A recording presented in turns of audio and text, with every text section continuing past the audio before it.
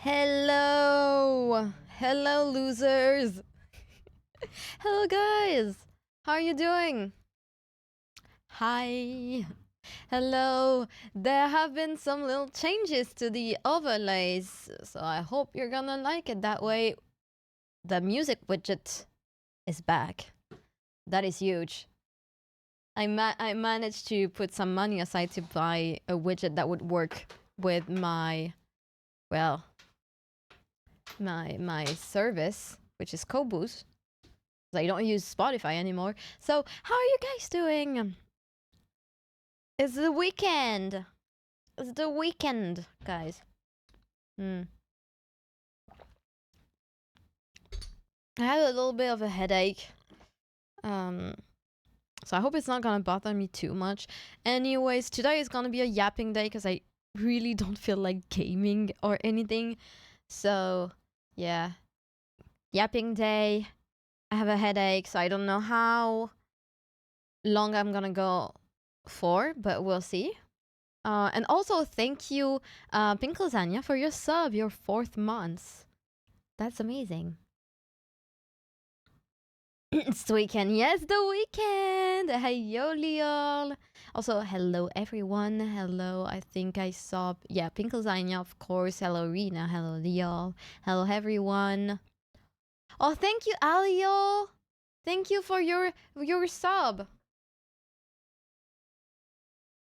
Oh my god. 10th month.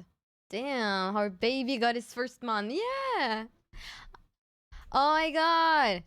Hype train time. It's time to renew your sub, guys.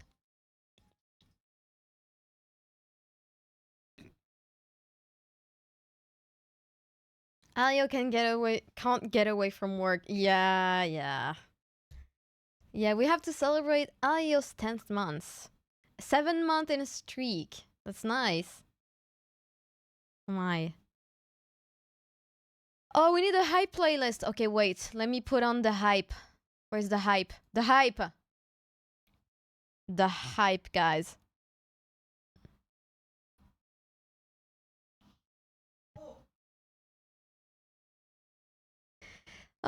It's the weekend.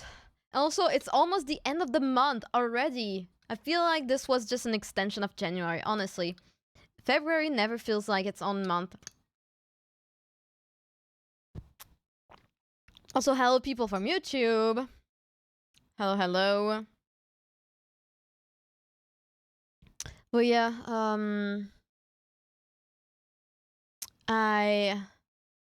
Did someone say hive? Hive!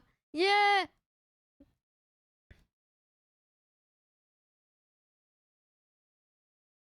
Joyride.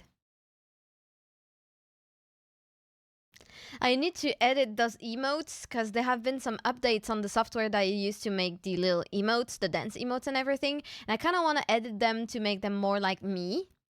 So hopefully it works. I have to probably work on it once I take a break.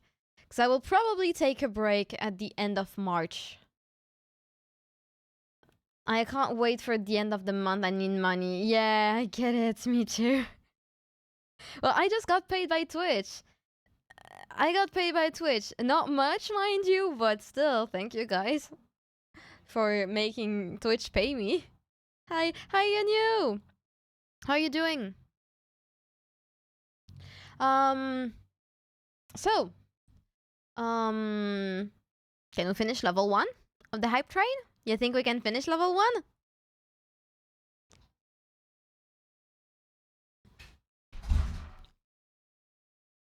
Let's go!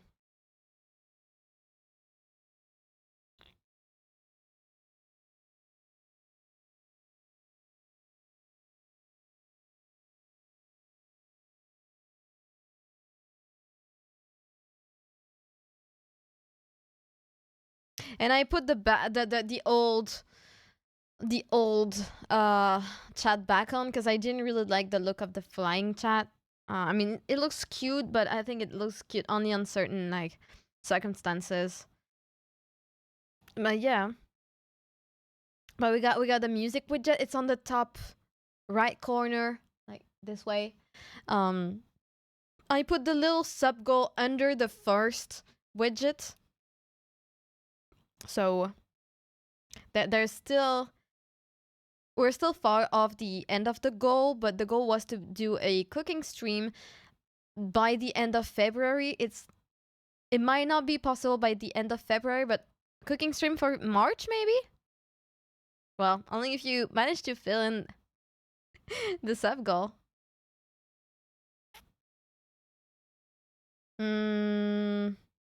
What else?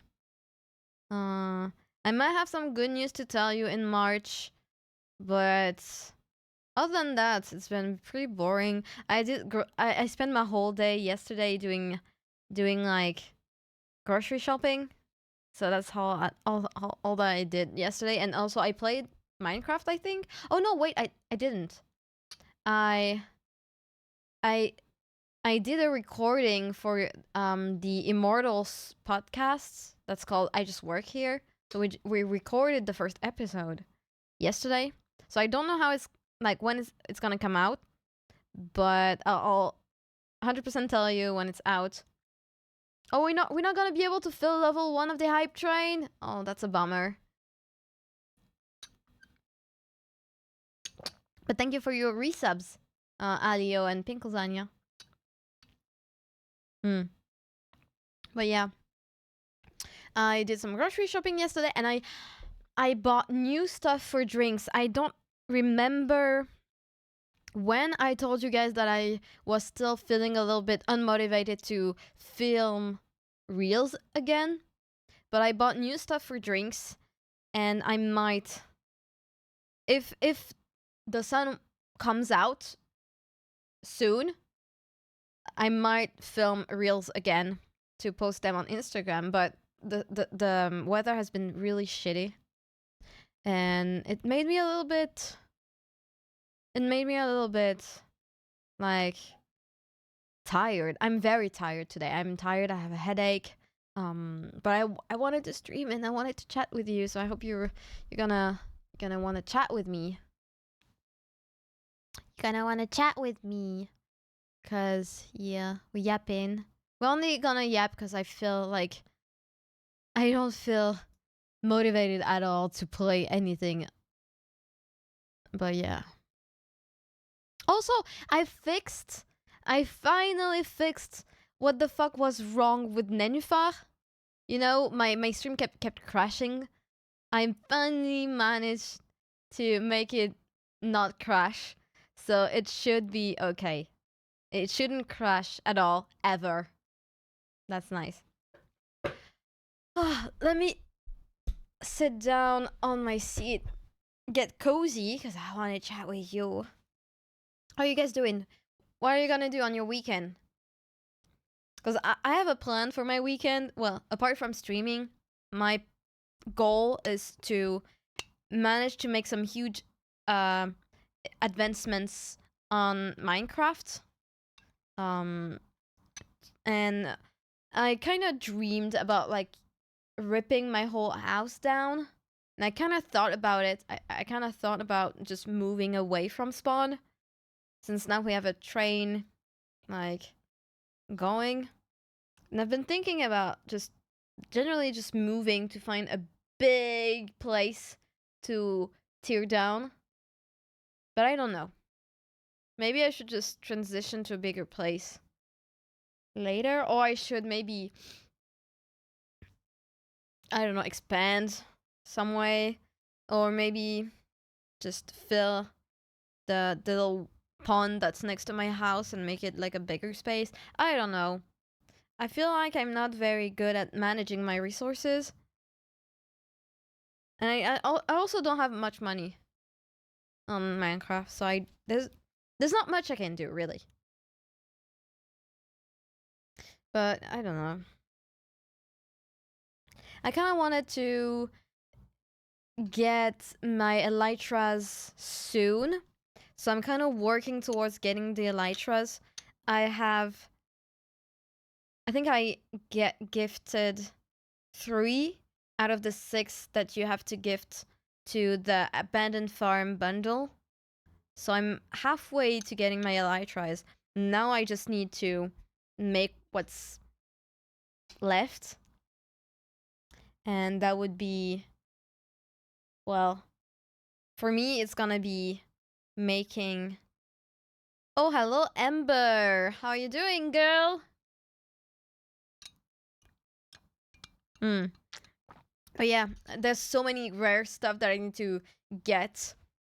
And I still need to get farther down in the skull cavern, but I don't know how to make like the the the ropes, like the escape ropes. No, it's not escape ropes. It's the ropes to get like farther down. So how are you doing, Ember? How are you doing? I think I forgot to reply to your last message. I'm sorry. I had lots of stuff to think about. And also I've been just playing Minecraft. Good. Ah, that's nice. That's nice. I think you asked me if I wanted to do like a collab next week. I don't know if it's gonna be possible. For one reason, it's because I'm going away for like probably half the week, and I don't know how I'm gonna feel once I'm back to my apartment. So I think if you want to do a collab, let's do it the week after, because I have more time. Yeah. But yeah, because I wanted to play. I wanted to play Yap Yap again. I don't know if you're down for some Yap Yap, but I wanted to play Yap Yap again. But yeah. Mm. Ugh. I'm tired. I'm tired. My head hurts. Also, you got an ad. I'm sorry, guys, about the ad. Do I have anything to tell you?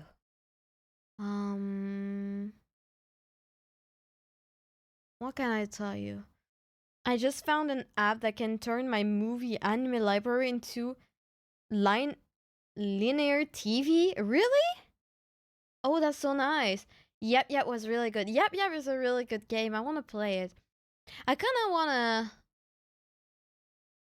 I wish I could play it with VIPs, for example, but that would require you to buy the game. And it's... Yeah, we can play Yap Yap. Ah, that's gonna be so nice. It's gonna be 2 weeks from now. Does that work for you?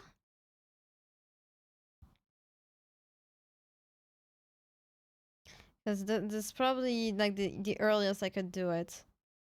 Unless you want to play on the weekend, but I'm not sure I'm gonna be streaming next week at all. Pretty sure. Yeah, that's nice. I'll tell you when I know. But you can choose any day from like 2 weeks from now. I'm always free for you. I'm always free for you. Apart from that, I don't know, guys. I have good news, but I don't know if I want to tell you because I fear that I'm gonna jinx it. But I might know when I will be able to re-debut. I might have a date.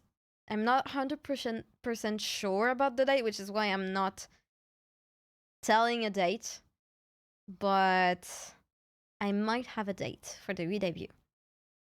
I might have a date, which is huge. But also, I can't tell you more than this because, well, don't want to jinx it. Also, not 100% sure. I'm like 80% sure, or maybe 75. 75% sure that when the day when I'll re-debut. But I'll still have stuff that I want to do before re-debut. Well, first off, I need to make a teaser for it. I have the scenario for it. I just need to work with someone to, well, edit the teaser. So we need to find time to work on it together. Hmm. Oh yeah. I don't even know how I feel about this re-debut, guys, because it's like I've been working on it since summer 2024. Summer 2024, and I still haven't re-debuted. When I thought I would re-debut in 2025, I didn't. So I just hope it's gonna be soon. I need a teaser. Yeah, I'll edit the teaser. Yeah, I'll probably do it myself, but the sound editing is gonna be. Alcaz is probably gonna be the one who's gonna help me. Alcaz is probably gonna help me because he knows a lot about sound design, and the teaser will require quite a little bit of sound design because I have a real specific idea in mind. But yeah, but okay. I originally I made a longer teaser, and I asked Alcaz how he would feel about editing it, and he was like, "For what you want and when you want it, it's gonna be too long to get it done." So we kind of had a discussion, and we like ended up on choosing to make a smaller teaser, but we're gonna cook something bigger later, like way later. It's gonna be my next project, probably. We'll see how it goes, but yeah, you're right to take your time. Yeah, hopefully we can debut on the day that I pinned, but if it doesn't happen, then it's not gonna be too long after the date. So it's just a matter of like I have 3 weeks that I've chosen that could be when I will be able to re-debut, and it's gonna be one of those 3 weeks. And the day that I chose is the earliest. So when I know for sure, I will tell you guys. When I know 100% that I will debut on that day, I will tell you the date. But it's coming. I know it's coming. Just so you know, I paid the first half for the rig. I paid the first. I made my first payment for the rigging. So rigging should start right now. Rigging is starting. And I can't wait to have the first teasers of the rig. We will wait patiently. Thank you. Thank you. I just like I know you're all excited about it, and it seems like I've been teasing it for so long, but it's been really tough for me. Because I thought I would re-debut. I thought I would re-debut in summer. And then I thought I would re-debut for my birthday. And then I thought I would re-debut for like Christmas. And it's been pushed and pushed again and again. But it should be really soon. Should be really soon. I'm excited. But it's scary. Like okay, I'm gonna be real with you guys, but I'm really afraid. I'm really afraid that nobody's gonna show up for my re-debut. That I'm gonna have this re-debut done, and nobody's gonna care. Because I'm really hoping that this re-debut will help me. Okay, let me put another song. Less hype. Don't worry about it. People will come. Yeah, but I feel real scared. Like, I think I'm still gonna be. Like, I think it's still gonna be cool if all of you guys that are here shows up for the re-debut. But I'm really hoping that this re-debut brings new people to the channel. And I feel like even if I don't expect anything, I feel like I'm still gonna be disappointed if the re-debut just doesn't do anything, you know? It's just another stream. So I'm hoping that I can make it so that people are gonna show up. Which is dumb, but I want to make VTubing my job, my it's technically my job right now, but I want to make it a sustainable job for me to keep. If nobody shows up and it doesn't help me in any way, I'm gonna feel like really, really sad, honestly.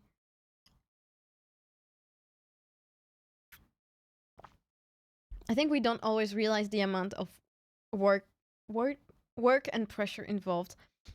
It is a lot of work, but I think the toughest part isn't just working on it, is the waiting part. Just waiting for other people to do their job. That's the worst part. Waiting for the artist to finish. The art was very, very long. And now waiting for the rig has been like a really long and painful like journey. Hello Sangai, how are you doing? How are you, Shelby? Yeah, that's me. Hello. I'm talking about stuff. Talking about my re-debut that I'm probably gonna do soon, hopefully. But it's so much pressure. Re-debut are so much pressure, and I have one fear. Like I said, I have one fear. My fear is that nobody's gonna show up. How are you doing though, Sangai? Can't wait. I can't wait either. I hope it's gonna be soon. Come va? Oh, that reminds me. Now seeing Sangai in the chat, I want to listen to my favorite Italian artist. I should listen to more of his songs. We should listen to him.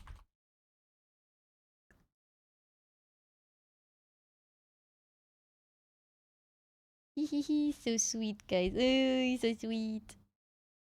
Let's listen to him. Which one is my favorite? Oh, let's... I like this one. And 30-second short, we can take several hours to edit. Yeah, editing takes a lot of time. It's painful. I don't like edit. I know how to edit stuff. I just don't like editing. It's not okay. It's not that I hate editing. It's just that editing is a painful process when it is your own content that you're editing. And also, my ADHD make it like really difficult for me to edit, because I like having multiple sources of stimulation, and just editing when you have to focus solely on what you're doing is something that I can't. I like editing more than streaming, really. I like streaming more. Editing is not something that I like, which is why I haven't been posting any shorts, because I didn't want to do editing. So I put money on the side to pay an editor, and I just put money aside to pay someone to edit shorts for me, and I've been like stacking them. I've been making a little stock of shorts that I want to post, and I'm probably gonna start posting them in March. I'm not sure, but I'm probably gonna start posting them in March. Hopefully it brings some attention to this channel. We'll see. It's probably gonna be a painful like month, because what's likely gonna happen is that French people are gonna see that I now do content in English, and they will be like, why are you speaking in English? And they'll comment in French and everything, and I'll be like, just, can you please read the room and speak English? You know? Hi, Toothless Vampy. Hello. How are you doing? Welcome. Welcome, welcome. How are you doing, guys, by the way? You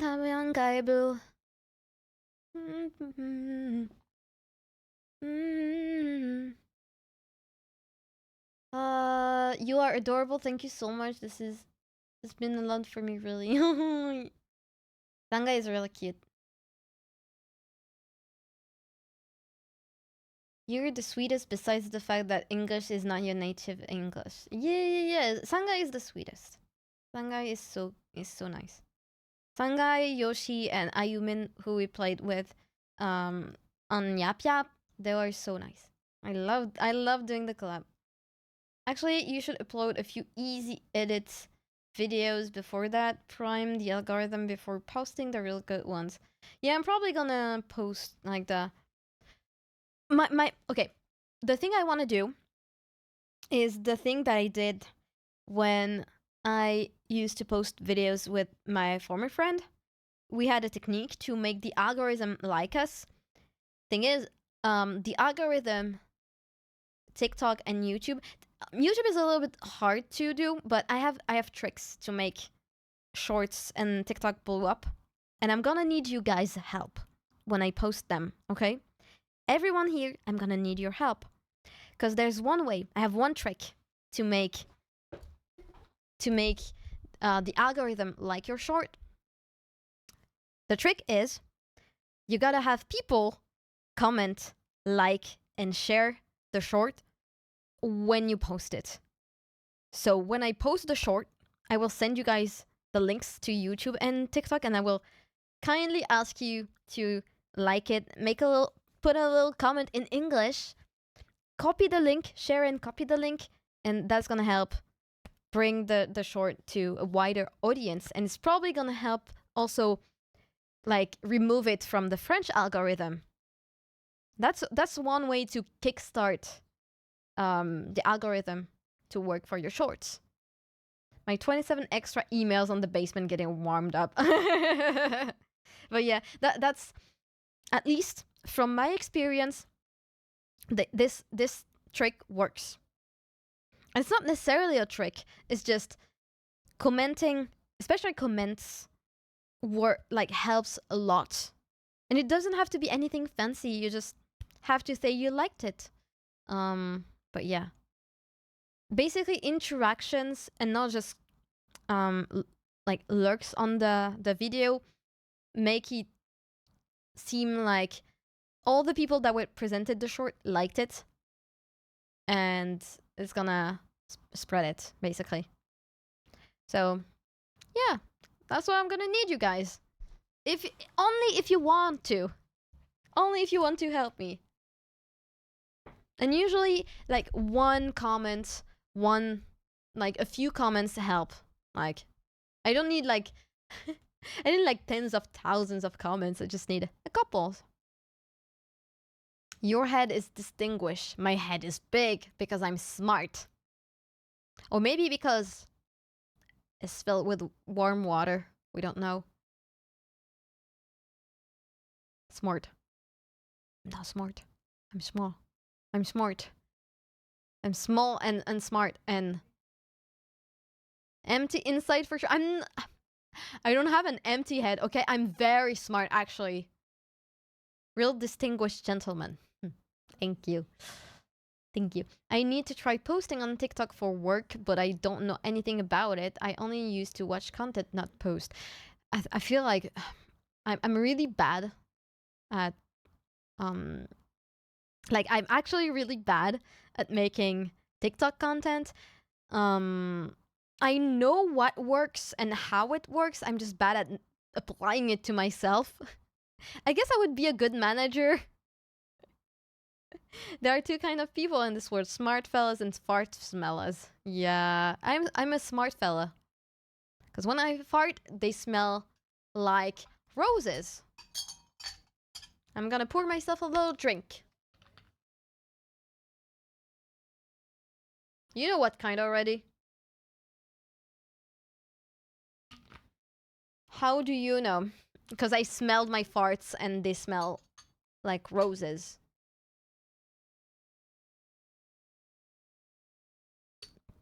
Hehehe. Sorry, but we need confirmation.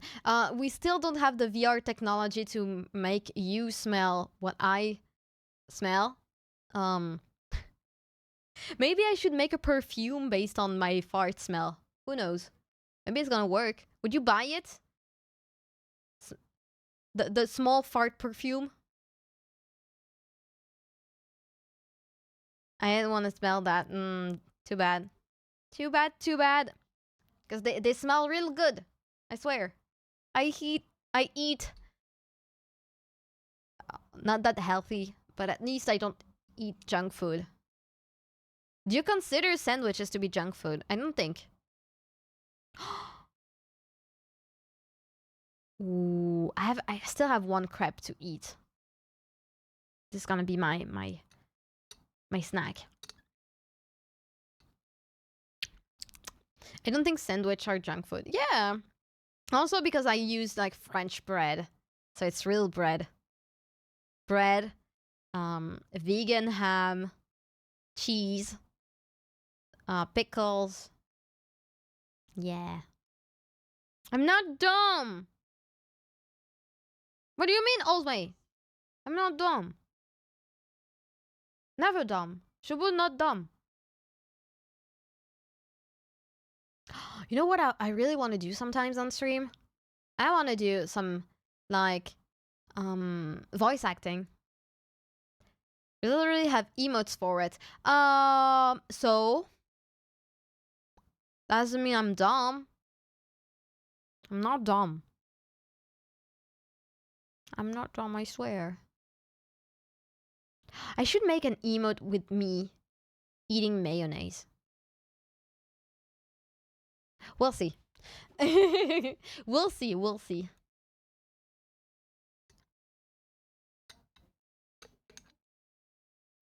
No worries, we support you. You hate me. I know you hate me. All of you. I know. I just know it. Right? Or am I wrong? Do you not hate me?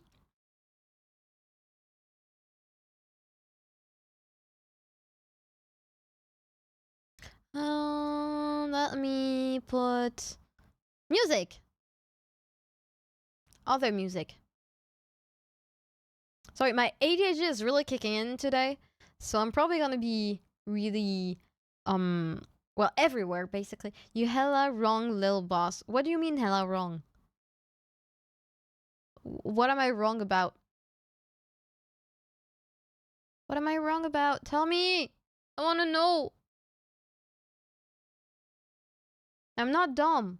That's what you mean. I'm not dumb, okay?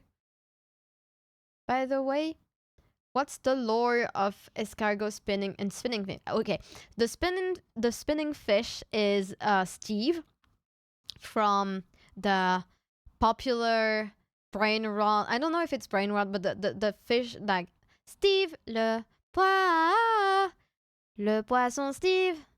Il est orange. It was everywhere on TikTok and YouTube and basically everywhere when it came out. And it's just an orange spinning fish. I love this, and I made this emote myself. I made it myself. I drawed it myself. I drew it myself. Sorry, I drew it myself. And the escargot is from a game that I used to play when I was a child. It was a Flash game that's called Bob the Escargot. And yeah, your own child. Yeah, it's my own child. So yeah. Steve le poisson Steve. Il est orange. Il a des bras et des jambes. Le poisson Steve. Rings a bell? Does it ring a bell for you?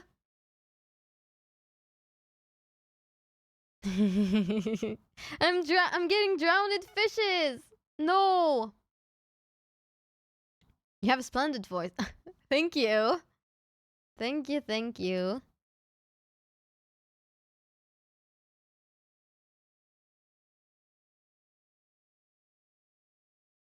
No French in chat, please. It's English channel. The lyrics are about the highest level of French I still understand.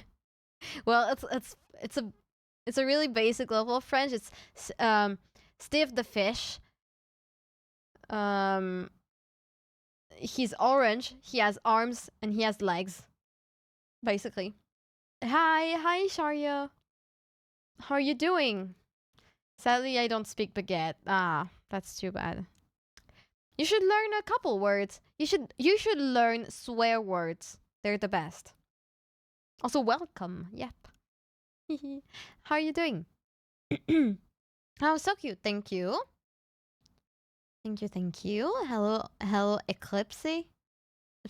Eclipsing Jelly. Hello. How are you doing? Fine. Yeah, that's nice. Okay. By the way, do you like the new music widget? Is it readable? Can you read it? It's there, top right. I don't know what could be better than swearing in French. Yeah, swearing in French is. I think French is one of the best language to swear in, because anything can become a swear word. Basically anything.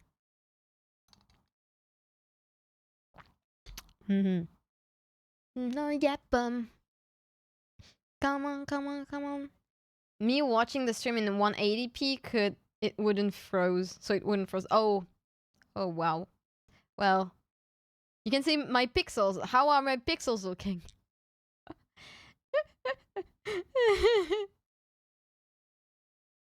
Shanghai. Sangui. Sanguine. Sharp. Sangui. Привет. Yeah. Lucia? Is that how you read this? I know the first one means привет. Привет to you. I can't really read Cyrillic well. I'm sorry. The Merovingian from Matrix was right all along. No! Sangui. Sangui is such a cute way to say your name. I love it. Merhaba.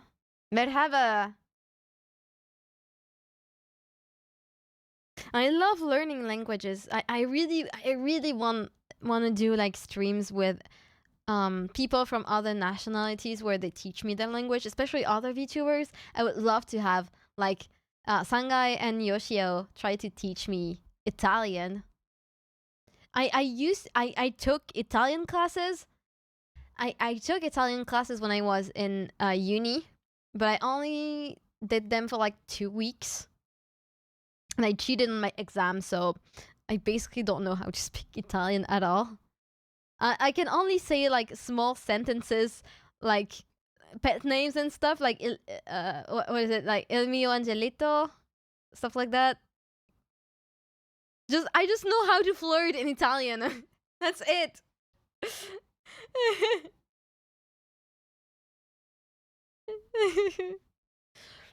And I know all the words to soldi. That's it. Hello, Tafa. Welcome in. Don't hesitate to introduce yourself if you want to. Welcome. Thank you for the follow. My family is Italian, but I speak it so badly. Oh, really? Oh, that would be so I would love to learn Italian. My great-grandmother was Italian. And, well, I would love to learn how to speak it just so that I well, can get to know her more because I never met her. She probably died before I was even born. But yeah, to be fair, flirting is like half of the Italian language. Probably, yeah, probably. Italian sounds like French but extra horny to me. Does it? I don't know. I like the sound of Italian because it's very singy, and I love that. I feel like it's a language that is really satisfying to pronounce. Um, I got the same feeling about um like Arabic. I feel like Arabic is such a romantic language. It sounds like really melodic, especially when people sing.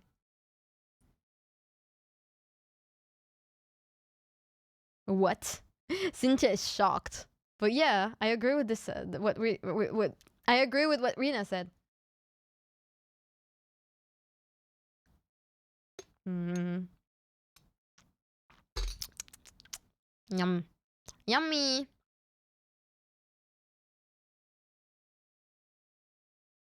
And I'm trying to remember what I know how to say in Italian, but uh, is it like Miname Shubo? Miname Shubo? Is that how you say my name is Shubo? I don't remember. Uh, to be fair, I speak German more than I speak Italian. My German is really rusty. Io sono Culeo. Culeo. Cleo. Hello, Cleo. Io sono Shubu. Cleo. I can sing Soldi. I learned this song by heart because I really love it, and I know one almost I almost know like one of the Måneskin's song because I really like Måneskin. Nice pronunciation. Io sono. It's the French. It's the French in me that makes me pronounce it better. Oh no, the Maneskin. Yeah, I like. Which one? Dimmi le tue verità, Corarin, Coraren, dimmi le tue verità. C'est Corarin, Corarin, Corarine. Io sono di France. A French in you, kinky. You don't know that. Usually I'm the one in the French, but that's beside the point. The song was when they were a good band. Yeah. Yeah, I agree. I agree. It's because what is this guy's name? The main guy, the singer. This guy, he became what he despised, and yeah, well, still kinky. Well, I'm a kinky person. What do you have to say?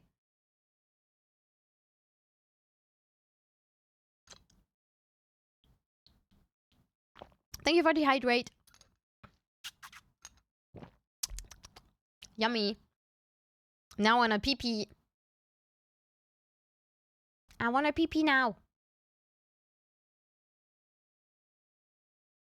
Should I go pee pee? But Finn is in the bathroom, like talking with, working with his friend. Oh, you heard me? I'll be back.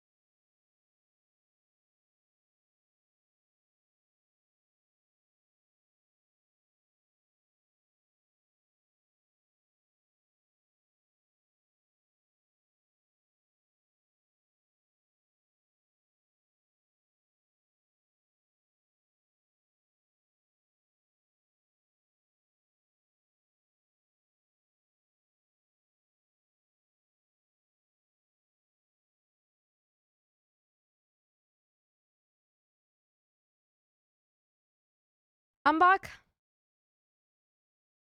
I'm back. Ugh. To pee pee or not to pee pee? No, I went pee pee. My roommate heard me, so he just got out of the bathroom and he was just go. She gained enough brain cells to speak and move again. I'm sorry, my mind was elsewhere. My mind was doing the pee pee. Okay? It was draining my bladder. Bladder draining and shit. Anyway. Oh, I'm still really tired and my head still hurts. Yeah. And shit too. No, I didn't shit. I only drained my bladder. Not my poo-poo zone. I don't poo-poo a lot. I gotta say, I don't poo-poo a lot. Speedrun. I usually speedrun my poops, okay? Maybe this is TMI, but I speedrun my poo-poo. And I don't poo-poo a lot. I don't shit every day, is what I mean. Like, I swear, I don't shit every day. That's how comfortable I am with you guys. I can tell you when I shit.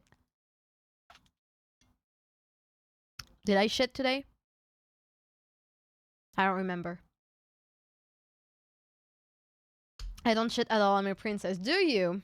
Every morning? No way. Every fucking morning you shit? That's too much of a routine. I hate that. I would hate that. Pissing in the morning, right, but shitting in the morning? No way. Oh, unless you drink coffee. Do you smoke? Because we have something in France that's called the 3 C's. It means coffee, cigarette, caca, which is poop. How about both? Yeah. The 3 C's, yeah. Coffee, cigarette, caca. I do. No smoking or coffee, I guess I'm just fat. No, you got a good system, I guess. Not every day, but when I need it. Yeah, well. I don't poop every day, guys. Probably because I don't eat a lot. Cause I don't move a lot in my apartment. I barely like I don't move a lot, so I don't need to eat a lot. So I don't.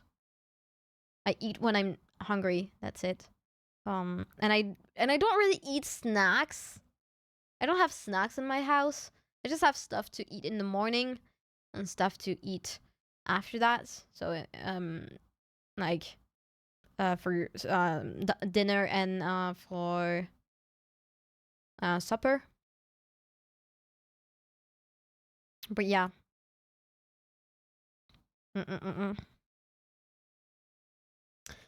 Yeah, I don't eat a lot, which is a bit.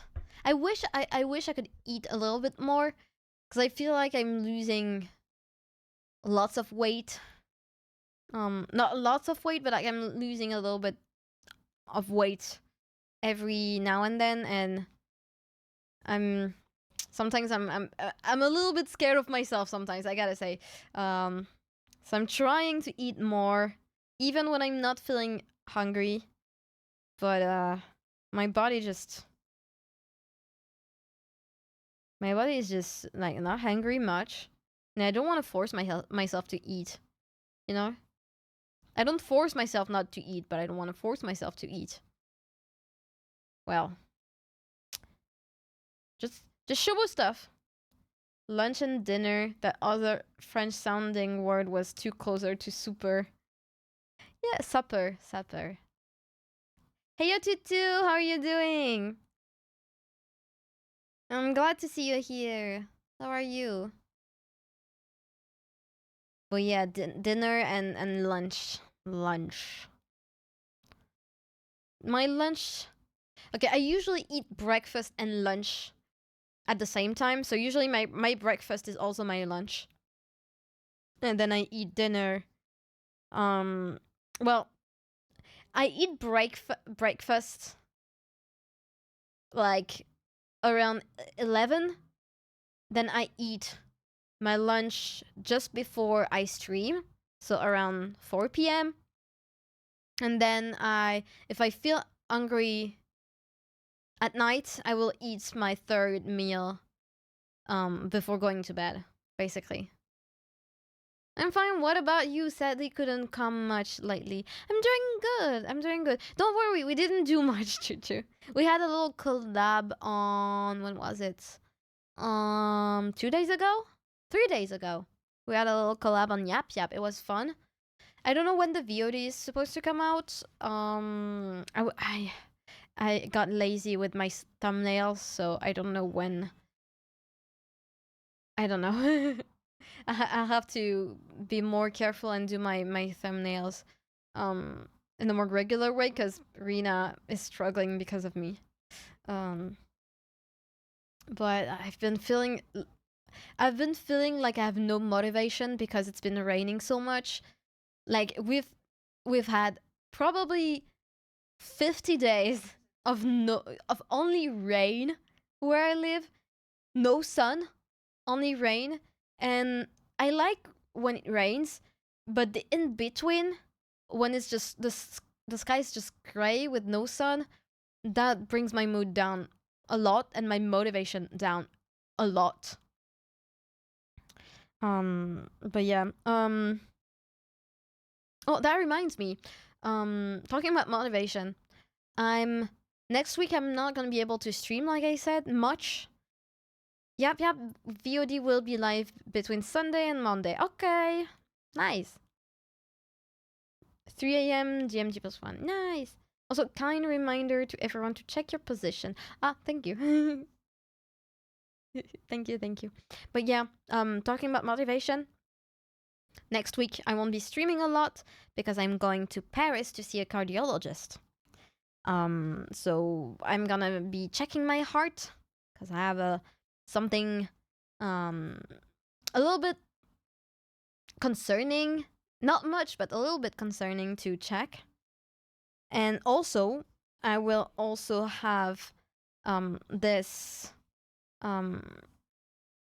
like the disappointment be for a ECG, electrocardiogram, to check if I can take Ritalin, if I can take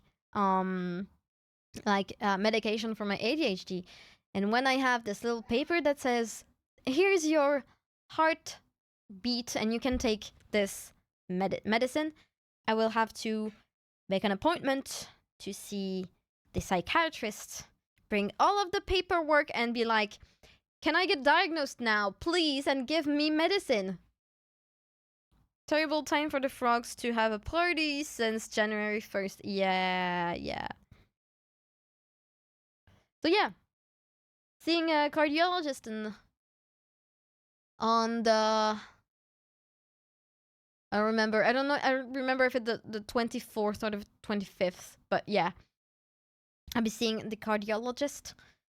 It's gonna check my heart, gonna check stuff, and hopefully nothing too bad is gonna come out of this. We'll see. Yeah. It's gonna be something. I'm a little bit scared, like I said. I talked about it already, but yeah. I'm so happy that you're getting closer to medication. I'm happy too. I hope I'm gonna be able to take it. I really hope, because if I can't take it, then it's gonna be difficult for me to function as it's been. It's gonna be the same. But I'm hoping that taking the medicine will help me have more of a routine and structure in my day-to-day life, especially with chores and stuff that I usually don't like doing and that I end up not doing. For example, laundry. I struggle with doing laundry and struggle with doing the dishes. This is my two biggest struggle. And also grocery shopping. It will help for sure as long as you don't forget to take the medicine. Well, I don't forget. That's the thing. I know that I don't forget to take the medicine. Like that's not something that I forget in my day-to-day life. I always remember appointments and stuff like that. Thing that you could usually make me miss stuff like that is just um when I get too engrossed into when I get too into like for example a game or a task that I'm doing. If I get hyper focused, then I will miss unimportant stuff, but I will never miss important stuff like appointments for a job or appointments to a medical specialist and everything. When if you're a bottom, you can just get the cute maid outfit to motivate yourself to commit to the role. No, first, I'm not a bottom. Second, that wouldn't motivate me at all. How much time did it take for you to arrive where you're here? Where you're here now? What do you mean by how much time? And what do you like? Can you rephrase maybe? Like I need more infos.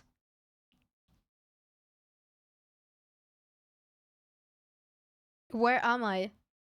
That's the thing. I know my brain is melting.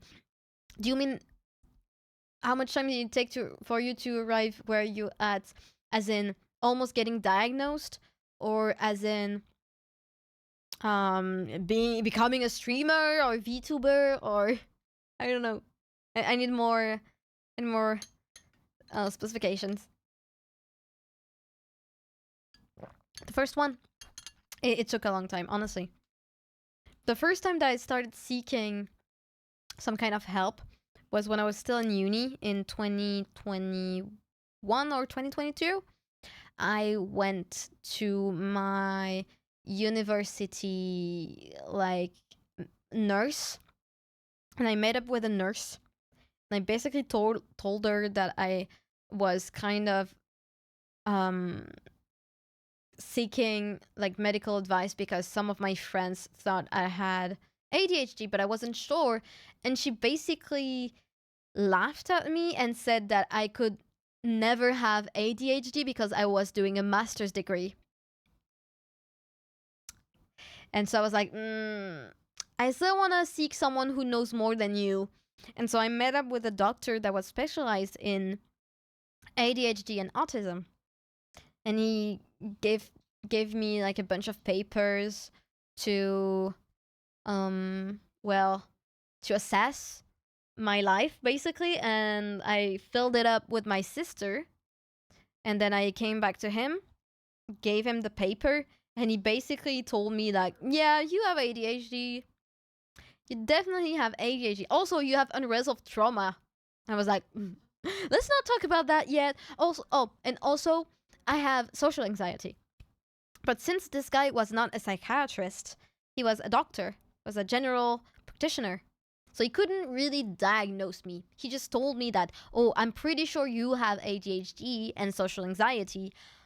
If you want to have like medicine and stuff, you should see a psychiatrist and a psychologist. And I was like, yeah, I'll do it. I never ended up doing it because I was too scared. And also, I was doing okay at that time. I was compensating in ways that made my life not so difficult. I just struggle with focusing on my homeworks, honestly, which I felt like everyone was basically the same. Turns out, no. Anyway, and I basically stalled until I met my boyfriend, I would say. And he has ADHD. And he basically kind of pushed me in the right direction to get myself diagnosed. And he's been like pushing me without pressuring me. He was like, you should get diagnosed, you should. And I was like, I'm not sure, not yet, maybe later. And for the last 6 months, I felt that I needed it more, and I've been actively trying to do it. And I've been asking him to make the call to get me an appointment, but I didn't want to go to his psychiatrist alone. So I was like, can you make an appointment for me and be here to accompany me to the psychiatrist, because I'm scared. But since he's not here much these days, it's been pushed and pushed and pushed. So I'm hoping that I can get this appointment soon. We'll see. But for now, we're just, and I'm basically gonna speed run the diagnosis part, because I already have all of the paperwork filled. Because the first doctor that I saw made me fill the paperwork that psychiatrists use to like basically diagnose you with ADHD, and I will have the paper from the cardiologist that says that I will be able to take the medicine. So basically what this guy is gonna have to do is, yes, you have ADHD, here's your paper to get Ritalin, and that's it. So I'm gonna speedrun the diagnosis because I've been stalling, because I'm efficient too. I guess it's efficient of me to have all the paperwork done before meeting him for the first time. But yeah. Anyway, back to building a PC. I go, okay, bye-bye, Cynthia.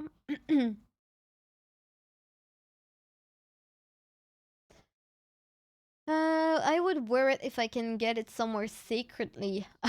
The maid outfit? Tried it, never found maid outfit my size. Oh, I'm in the same exact situation. I just don't have the appointment for the ADHD guy yet. Well, same. I don't have the appointment yet. It takes a long time because most of the psychiatrists, they just don't take new patients.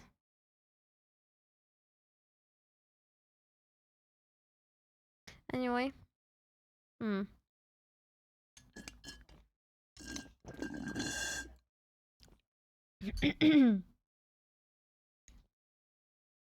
So yeah, this is a long time coming.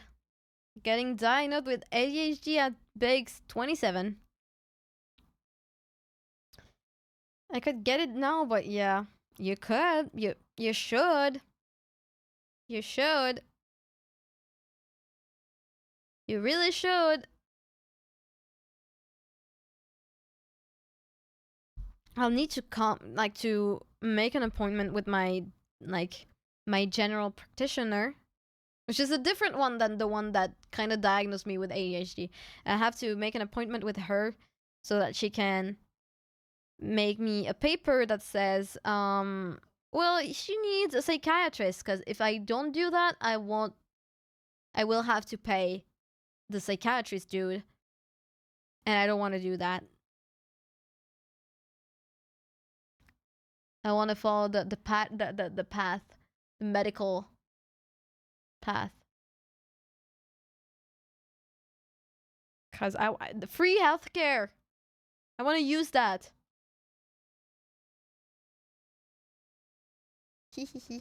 Anyway, getting diagnosed with ADHD is gonna be it's gonna be relieving, because that's gonna mean that there was really something wrong. And it wasn't my fault. It wasn't just because I was lazy. And that's a relief. Because I spent all my life having my parents tell me that I'm just lazy and I should just move my ass. But yeah. The wait for a psychiatrist is long, but the CMP exists, and that's great. CMP is even longer though. But also, I'm taking a shortcut because my boyfriend has a psychiatrist. That is the guy that basically diagnosed him with his ADHD. And I'm basically gonna go through him to get an appointment. And he already agreed to basically diagnose me. And also, he knows that I got all the paperwork filled, so it's not gonna be too much of a hassle for him. That's it.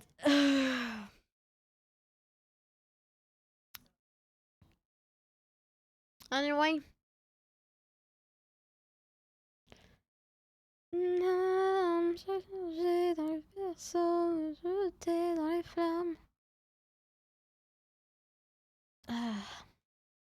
I can't wait, honestly. Like, me getting diagnosed is like as a long time coming as my re-debut, honestly. And knowing that it's likely that I'm gonna do both of those things around the same time is a little bit funny. It's a little bit funny.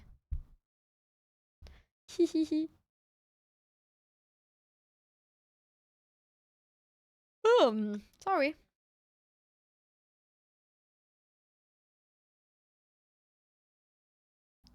Anyways, do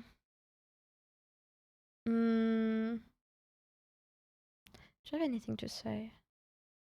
I'm thinking, because I had lots of stuff to tell you, but I don't remember them.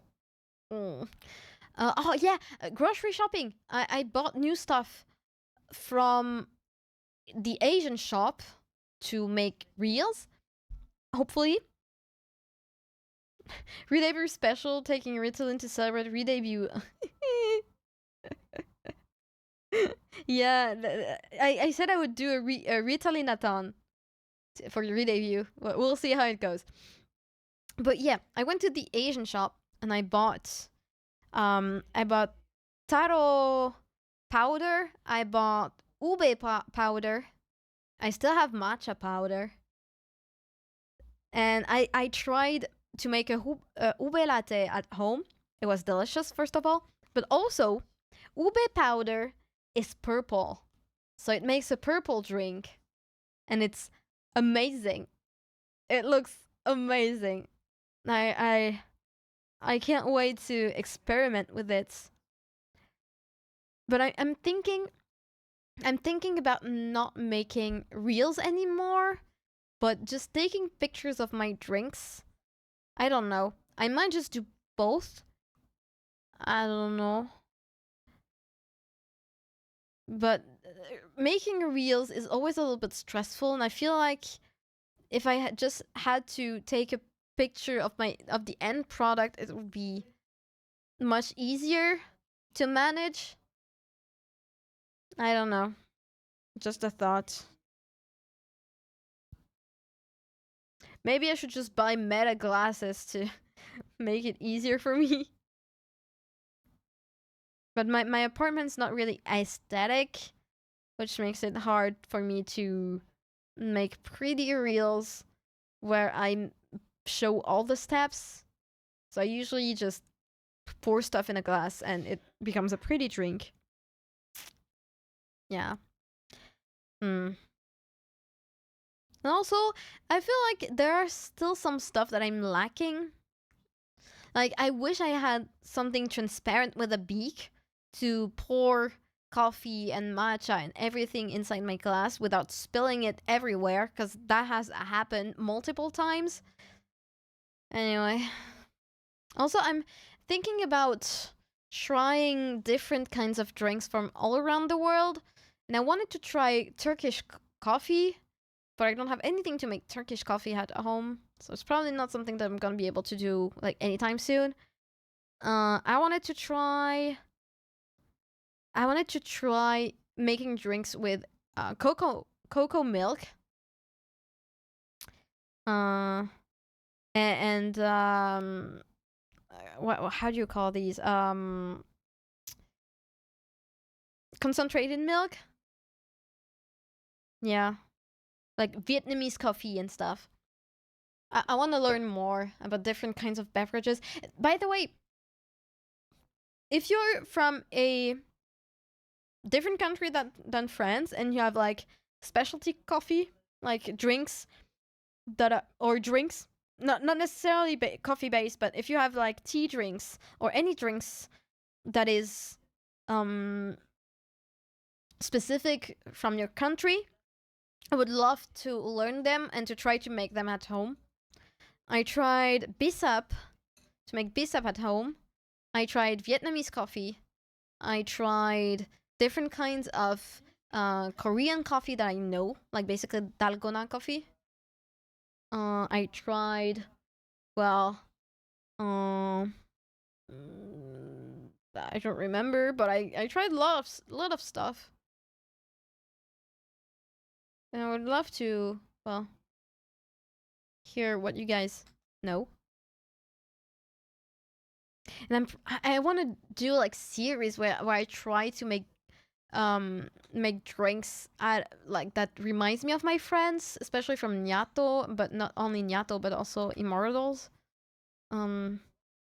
Like make a drink that reminds me of the person taste wise and look wise.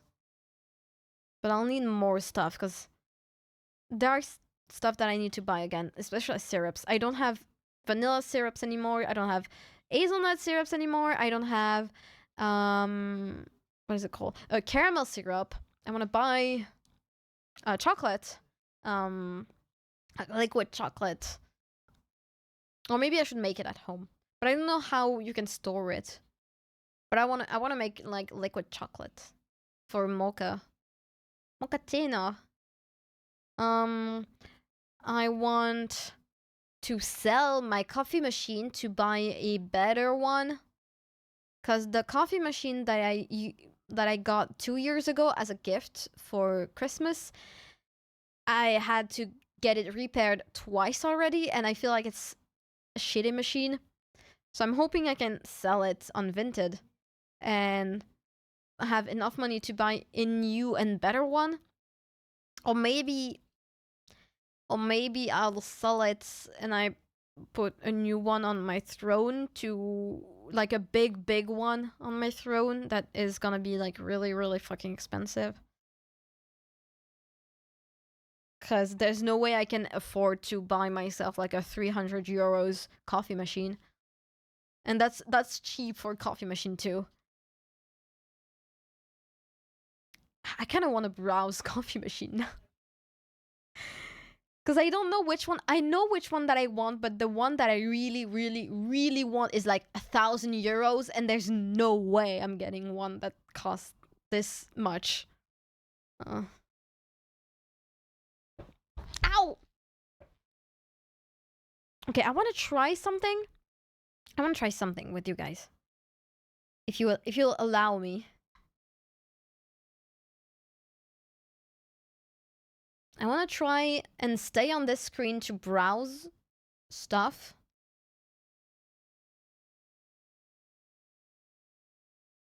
Okay, let's see.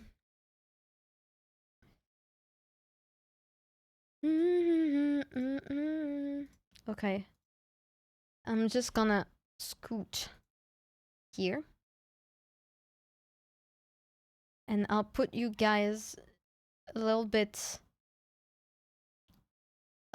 more here.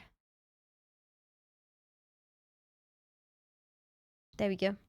And I should be able to do this. Oh, it's big. Not that big. But if I do this, we can all see. Ow, way. I can't put it behind me unless I do this. But you're not gonna have the effects on me. The pretty things. It's okay. Anyway. It's okay. I won't move much. But yeah, I wanted to browse, cause the coffee machine that I want, I don't remember the name, but coffee machine.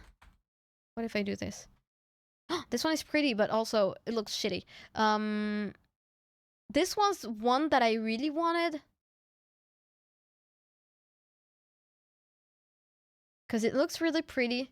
It's like retro, and it's green, and I love green, but I don't know if it's any good. That's the thing.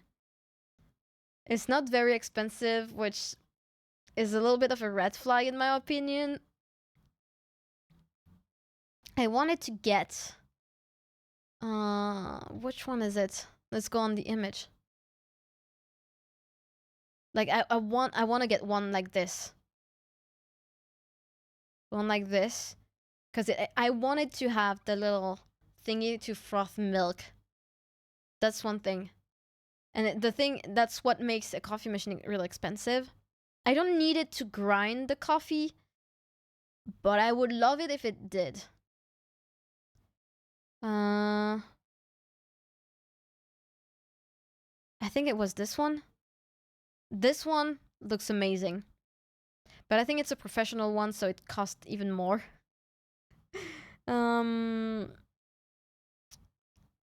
There was one that was like really nice looking.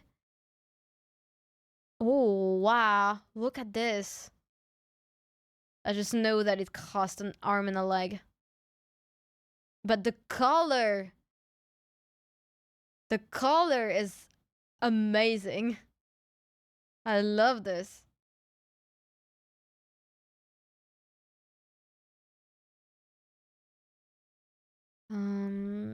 There was like a Kickstarter for the machine that I wanted. Let me try and find it. Coffee machine Kickstarter. Meraki, that's the one. This one. That was the one that I saw and I was like, wow. She's amazing. But it's over 1,000 euros. It's over 1,000 euros, which I can't. I just can't. I just can't. But that's one of my dream, to have a machine like that. It's a dream. Honestly, I would love to have something like this. Also, yeah, you're right, Pinklesania. The previous one really looked like an accordion. 1,000, yeah. But that's the price for it, like a really good machine. That's the thing. Yeah, Meraki. Coffee machine 2026. Maybe there's new like good ones.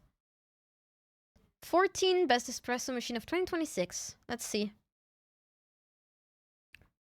So what do we got? Breville Bambino Plus. Okay, best home espresso machine. I mean, it's cute. It's compact, but it's not cute. Oh, this one is cute though. What are you? Oh, it's the Bambino again. Well, she's cute in like gray. Breville Barista Espresso. Oh, I like that. She has all the buttons. She has the like grinder. More than 1,000, and I cannot believe this makes coffee any better than a basic old filter machine. It does though, because it's an espresso machine. It's not the same technology. And also, there's the thing where you can manually like make smooth milk. And that's what I'm looking for, basically.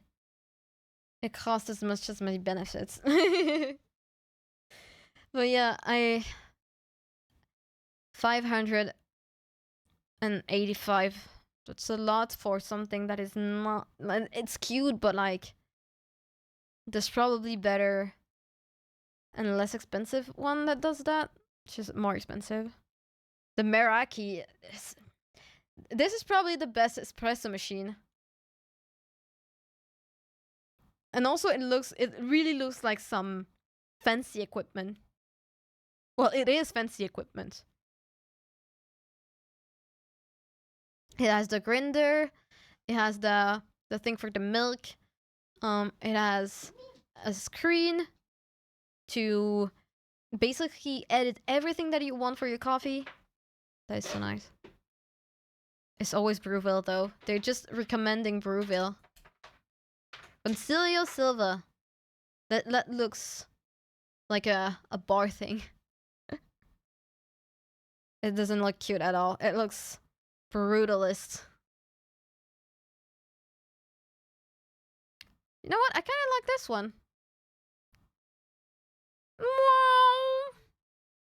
Mimi. When I want to smooth, I often end up watching Connor Does Coffee on YouTube, and I always feel like I want to use an espresso machine, but I don't drink much coffee. I drink a lot of coffee. And I want to drink good coffee, but good coffee requires good machine. And I don't have a good machine. Oh, this one is nice. This one is really nice, but also it's 1,600. It's the same price as the Meraki. And I would rather have the Meraki than this, honestly.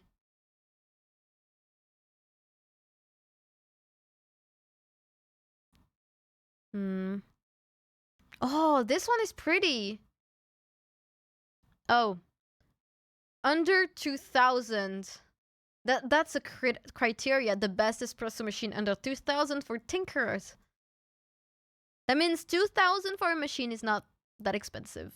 That scares me a little. That scares me a little. But she's beautiful. I love this.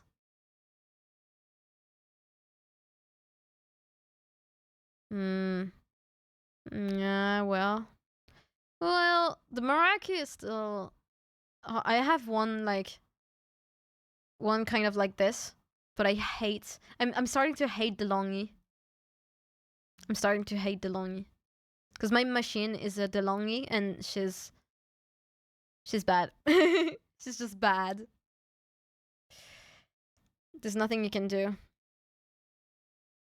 Well, I guess the Meraki would be my dream machine.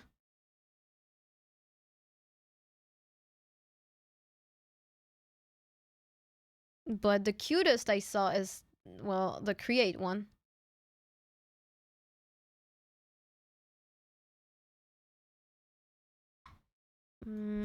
Create coffee machine. It's like she is in a lot of colors, but I love how cute it looks, but I just know it's a bad one. You know what? Should we try and watch a review? Test create pots. YouTube.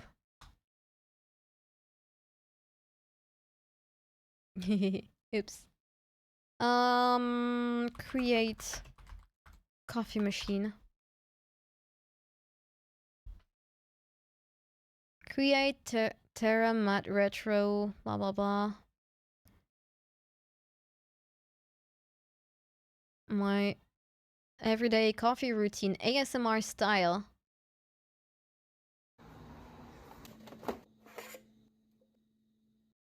Ah!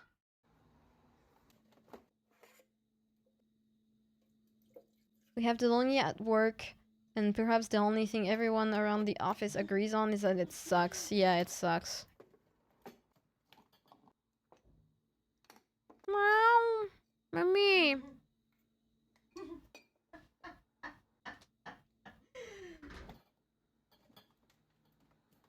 Okay.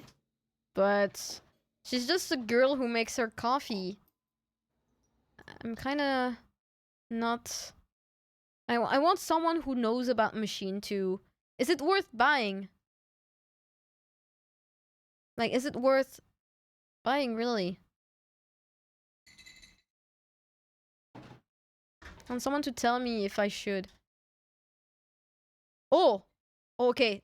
I'm liking this. Which espresso machine should I buy? This is a okay, wait a question I sec. get all the time, both in my email inbox and also rhetorically. When I go to the... I'm gonna cut the music, wait. Okay, good.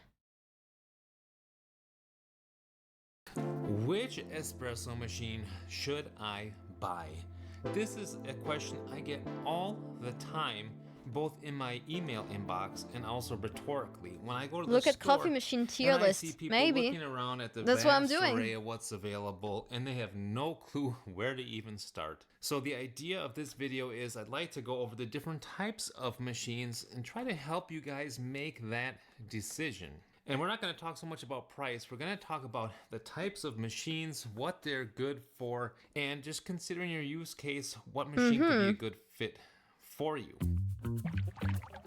Machine types. So really there's 4 major types of espresso machines. There is a single boiler manual espresso machine like this DeLonghi here. Thermoblock machines like this DeLonghi Dedica. Both of these of course require a grinder. Then you've got semi-automatics, like this guy here. I would love This is the semi-automatics. Breville Barista Express Impress. So this comes with an integrated grinder, comes with an integrated tamper, and it's much easier to use for those reasons. This is actually my wife's favorite machine of all the ones that we have. And then finally, you got super automatics. I don't want a here. super automatic. So super That's automatics something are that I so know. I don't want a popular super automatic. because they skip all those steps. So for This me, machine it's does either everything gonna for you. be a It single grinds, boiler it or tamps, semi-automatics. It ejects, it does everything, including the milk. So we're just gonna go. Because one I want by to do one the through milk these myself. That's machines something that I and know. Talk about, okay, what is the workflow like? What can you expect? And I just like to say right away too that Also, you can I get have a good grinder drinks for on coffee, every one of but it's not these a super like. machines. You just have to know how to use It's them. not. and It's not number a. one, you It's like gotta a use regular good fresh grinder. It beans, has only and one you setting. Ideally, should use good softened water. Now, of course, the list wouldn't be complete if I wouldn't include a couple more types of machines, and one of them is a lever machine like this one here. Oh, Now, these are lever. a lot of That's fun not to something play that I want. with, I don't have the and strength for I do it. enjoy using them, but they are much more fiddly than a pump-driven machine, and you really have to watch your grind. So this I'm not going to cover in this video, but this is another type, a lever type machine where you create the pressure. There's so many types yourself of coffee by machine, pressing guys. down You would be. on the lever, and you can adjust. You the would be flow impressed. as you want. Another type of And that's a machine is rabbit hole I've dual gone boiler. in. So kind of similar to the first I machine would we love looked at, that. with a boiler inside. This one has got actually 2 I can of hear them. you. And the cool thing about that is you got a boiler dedicated for your espresso and a second one dedicated for your steaming. I would which love means that, they can but always it's be so at a stable expensive. temperature. They got Hi, PIDs Peony. on both of them, keeping the temperature where you want them, Mimi. which is one big advantage. The second big advantage is you can pull a shot and you can steam at the same time. So you can make your drinks more quickly, and that's really the advantage of a dual boiler, but they are much more expensive than all the other machines that I'm going to show. And for that reason, I'm going to say this goes outside the scope of this video, as does It's the the lever cat. machine, because it's very, very We call fiddly. him Mimi This is Poo Poo. more for just kind of starting to get your bearings here with espresso machines. So let's move on and start. I wasn't with planning on the looking at single tier list for boiler coffee machine today, but I like it. Well, we're going through the coffee rabbit hole, okay? You're going with me. All right, so the first machine that I want to show you is a single boiler type. This thing is completely manual, meaning you start the pump and you stop the pump on your own. There is no volumetric measurement or anything. You also turn up the temperature to steam mode, and you have to remember to turn it back down. I'm more Things of a like tea that. person. I'm Now, both. this very manual Any machine drink is my quite drink. versatile. You can do with it whatever I love you want. everything, honestly. And this one from DeLonghi comes with different Instant baskets. ban. No, I comes love with coffee. Even baskets you can use. If you I don't have a grinder, preference, For honestly. example, you can just pop this guy in there, this pressurized basket. You can get yourself some Lavazza stuff here from the store for $5 or $10. Drop it in there and make yourself a shot. Now, it's not going to be as good as one that's made here in advanced mode, which is what I'm going to show you, but it's going to get you started, and you don't have to invest in a grinder like this guy. So just keep that in mind. And in fact, you can even pop in a basket like this. The DeLonghis come with these pod baskets. Pop that sucker in there, and you can use one of these pods even. I get that question from time That's to time. interesting. Yes, Also, not you something can I'm do looking for. something like that, but I wouldn't recommend doing so. Now, the best way to use the ECP 3420 or in Europe 35.31 is to Also, use it's a it DeLonghi. in I advanced hate mode, which means DeLonghi's. I am Like using I a said, real basket, the one with a bunch of holes I would in love it. to have In one doing of so, these, and it's but a decent grinder. You can use something like they're this one here. This is a expensive. Specialita. Portafilters are And so you really kind of want to expensive. weigh out your dose too, Pro tip: because during that's tea, one of the coffee machines are important aspects. expensive as If you hell. underfill the Well, basket, it's not going okay, to work properly. And if coffee machines are like this are expensive because they make espresso, which is like a better quality than just regular filter coffee. But it's kind of the same with tea.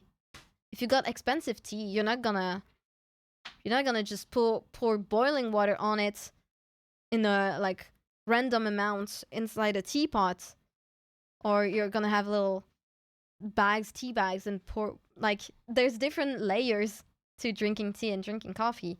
The bottom layer is just using tea bags and using like pods like, or like whatever coffee. Then you got the manual thing where you pour your own shot of espresso with the tea that you found basically anywhere, the coffee you found anywhere, or the tea you found anywhere. So loose leaf, boiling water, teapot, whatever. And then you get the level above, which is super expensive espresso machine, expensive teapot, expensive tea, water like kettle. What, we're going into the rabbit hole of coffee and tea. Of course, I'm a drink enthusiast. Okay. I got bad news for ya. What is the bad news? I got an expensive like kettle for my tea because I wanted to be able to like make the most out of my tea. And also, especially for some like puer. My brain is too sleepy. All what you said, I don't know. Well, there's a rabbit hole that you can dig once you have a better brain power. But yeah. Also, I'm gonna go to the bathroom because I drank too much tea and I gotta piss. I'll be back. And we're gonna continue with this tier list of coffee machine. I'll be back.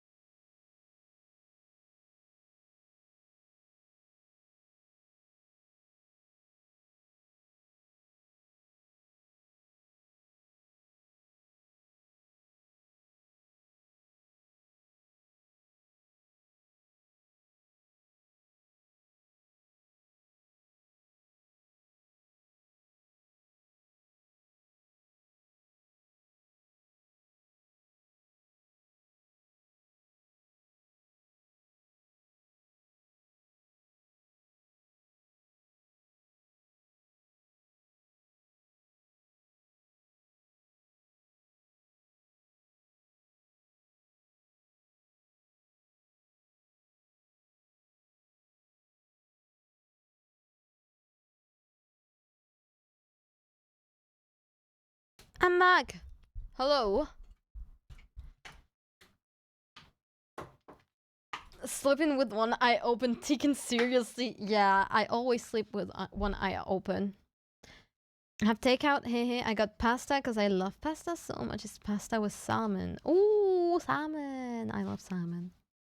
It's not my favorite fish, but I love pasta with salmon. Amazing. Good taste. Okay, let's continue this review. If you overfill, it's going to hardly get any water through there. So I'm going to just run through 16 grams here of my espresso. Okay. 16 grams. Ooh, 16 exactly. Very nice.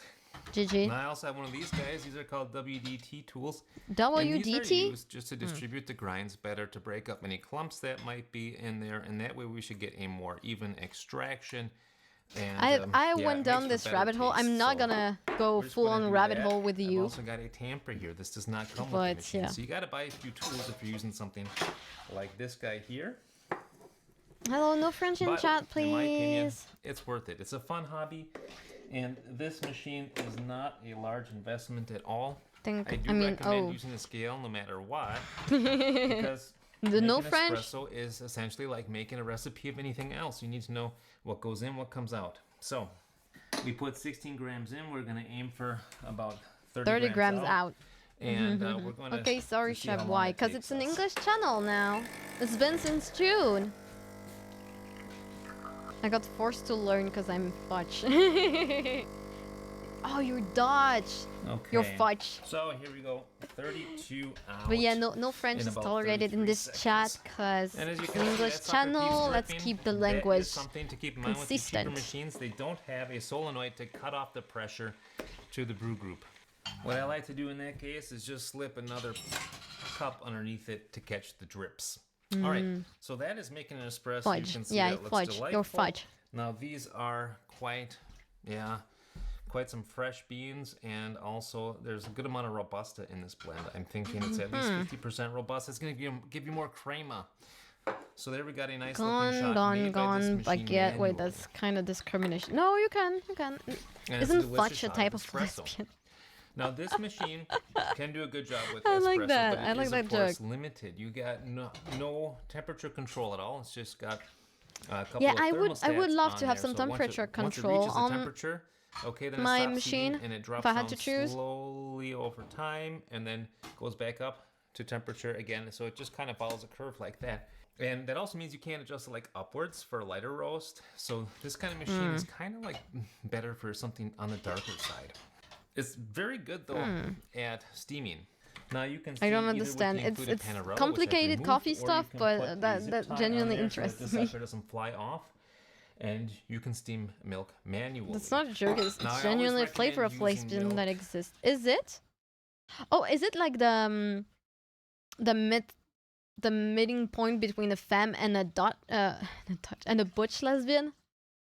Is it like a mix between a butch and a femme? Or am I wrong?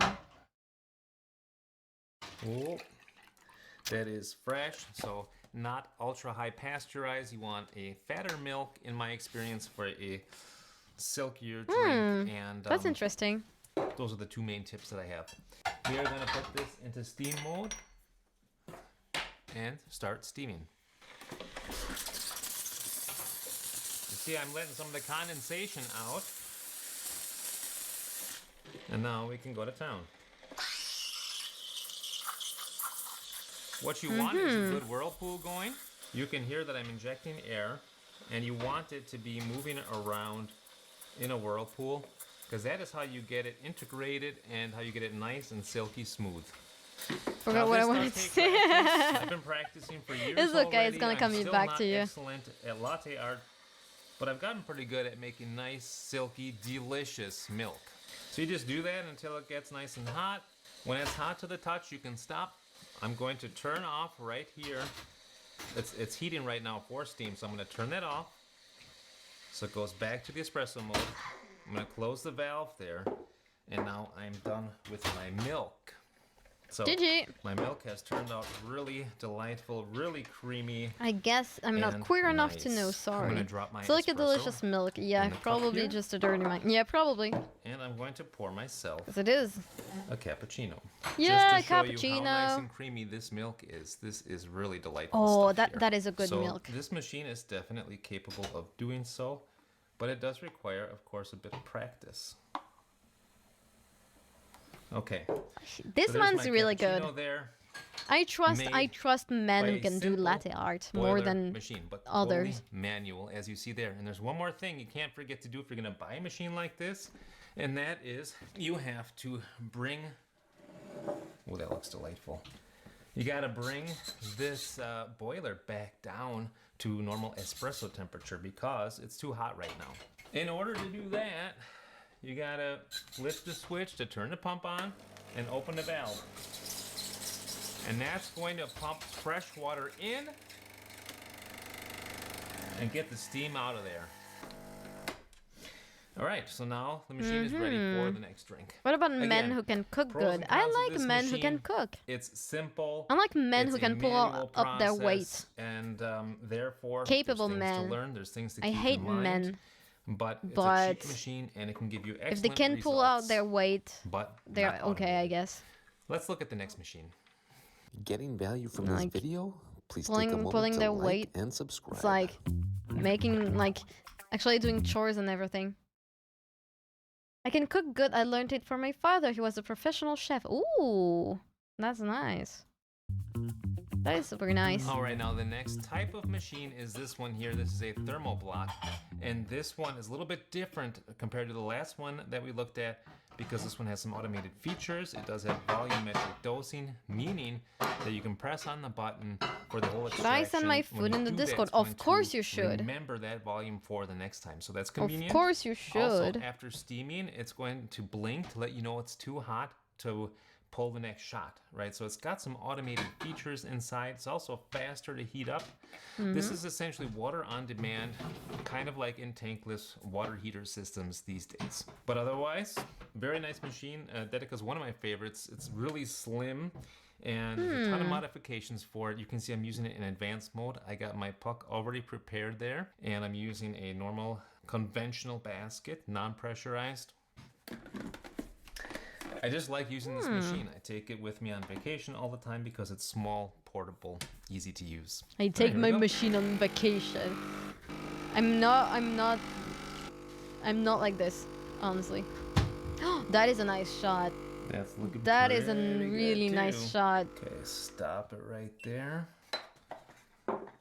There you go. So, nice looking shot right there. Also, a ton of crema.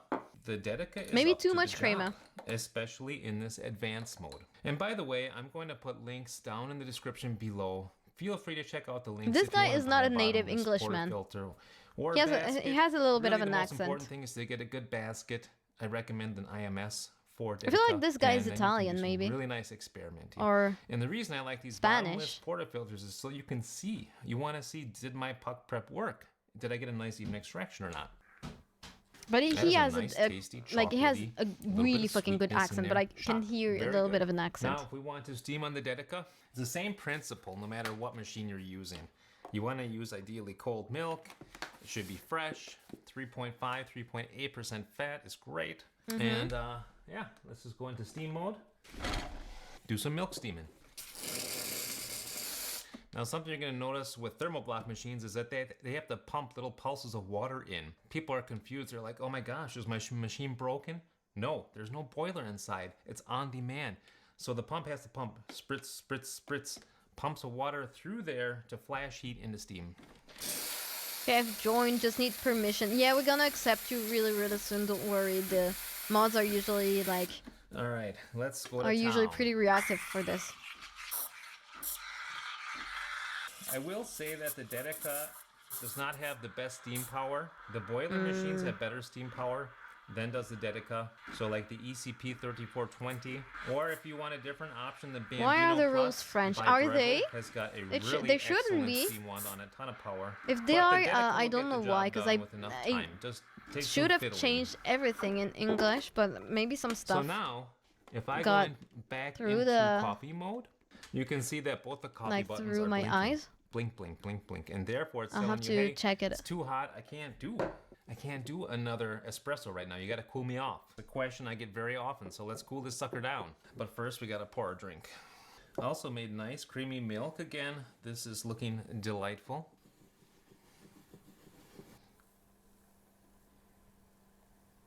And a pretty good looking Very cappuccino nice. there as well from the Dedica. Totally capable. But before we move on, we gotta cool that boiler down. Just open up the steam one. All done. Ready for the next espresso. That's the Dedica, and this is really similar to any kind of other thermoblock machine. Some of the newer ones do actually cool themselves down automatically. The brand new Dedicas, the EC950 does that, but I think that this Dedica just provides really, really excellent value for the money. Let's move on to the next one.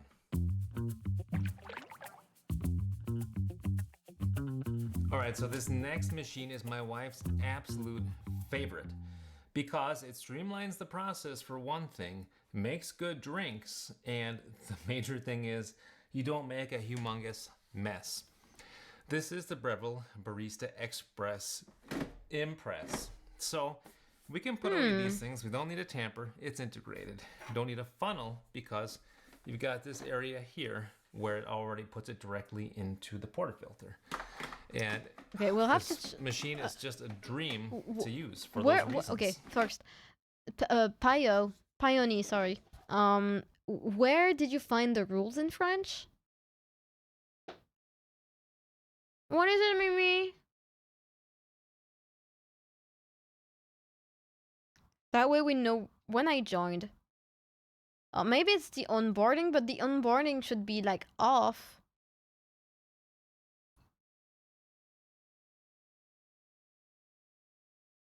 And also I should have like switched everything to be in English, which is weird. So it's not the onboarding. Preview. Yeah, okay, so it's not the onboarding. But I don't know where it is. There was a screen with yes, I accept the rules. Huh. Interesting. Accept me, please. Yeah, I know. I will accept you. Wait. Approve.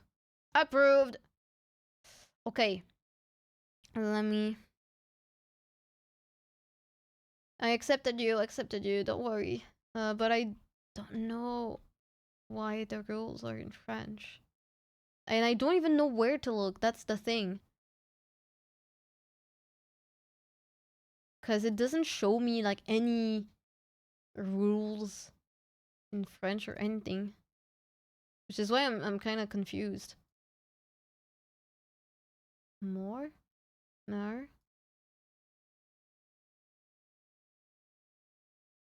Privacy settings? No, that's not gonna be privacy settings, right? Okay, I'm gonna look into it while we continue the video. We can look at it. A little bit of a disadvantage is you can't really do WDT, at least not the way that the machine is designed, unless you put an additional funnel on top. Oh, but I that see kinda where goes it is. outside the scope of this video. So I'm gonna put this away as well, and just use the machine as it was designed.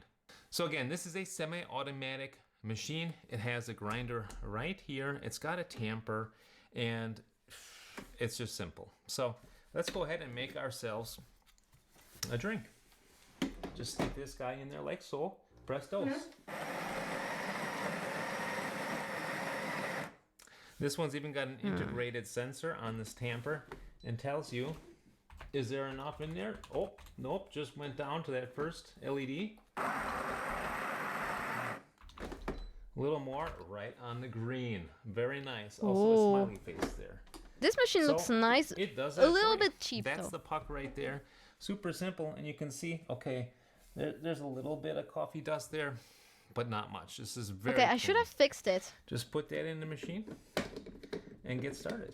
Like there is an error with your server is with verify phone. So every time I try to verify my phone, it doesn't work because it's clearly my phone number. Yeah, it's we are like put in the phone verification thing to prevent like bots and scammers from like coming in. But I think since now it's application based, we should remove that. But I'm not gonna lie, we're thinking about like moving the server away from Discord with the age verification thing. So it's like we're thinking about it. Let's say it's likely that we're gonna move unless Discord like removes age verification. It's likely that we are gonna move somewhere else. Yeah. Anyway. I still recommend using a scale with this because you want to make sure that your ratios are good. And the reason I say that is even though this has volumetric dosing, no matter what machine you're using, the volumetric dosing it's just not that accurate, unfortunately, because if you change the beans, if you change Is this the an grind, error though? It says the whole time. Oops, it doesn't measure. You have found a very rare error. So okay, weird. Use a scale and be happy. And what's cool about this machine is you can hold down this button and pre-infuse as long as you want. So up to 60 seconds, I believe. And that allows you to get quite a nice pre-infusion if that's what you're into. I kind of like to pre-infuse until it starts coming out of the bottom of the basket like that, and then let go.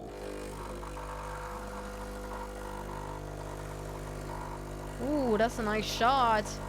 But this guy... Stop it right there. This guy, right. like, and that's too much crema. Seconds there. That's too much crema. That's with a long pre-infusion. It's pretty, but it's not. It's not Another a good shot. Of course, full of crema, pretty fresh beans, good amount of robusta in there. And let's I'm not see. a big fan of huge amount of crema. Nice, tasty shot. Chocolatey, little bit sweet, and I'd say let's go ahead and move on to the steaming part. Again, same thing as the previous machines. We want to just create a whirlpool. We want to go to steam mode and purge some water out of there, the condensation that builds up, and then we're going to go to town.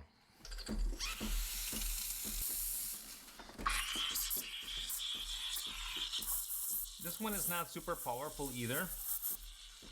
To be honest, so far, the most powerful one is the boiler machine, the ECP 3420, but this gets the job done as well. And again, you just want to create a vortex. You want to sift some little bits of air into the milk highest first, to and then just medium, get that nice I and think. incorporated through that whirlpool. That way, only people who have a Discord account and an email should be able to enter, at least apply. Getting pretty hot. Turn it off. And you're gonna hear this one cool itself off automatically. Oh. Right now. Oh. Oh, that's nice. All right. Again, really nice and creamy milk. Okay, this machine is kind of nice. Delightful.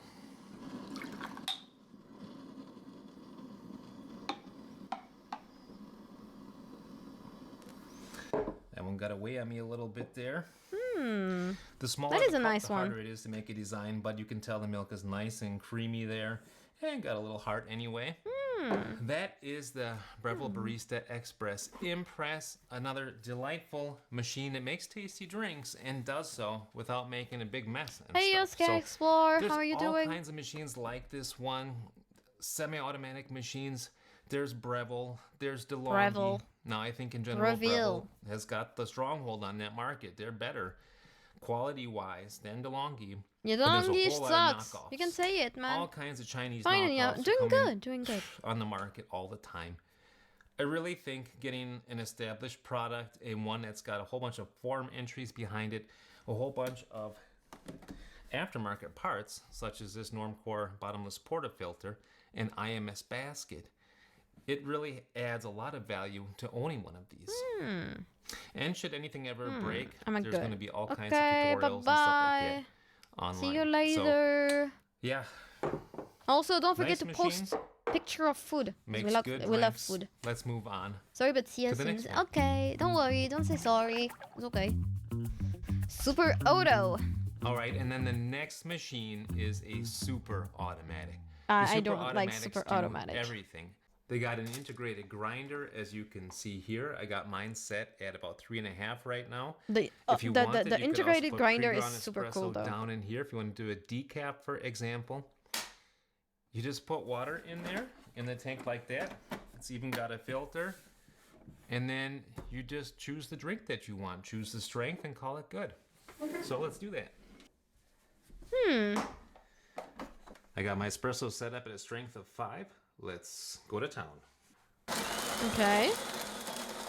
Oh, this is loud. Wait, what did you say? I left at also. Oh, I said you don't need to say sorry. It's okay. And there comes our espresso.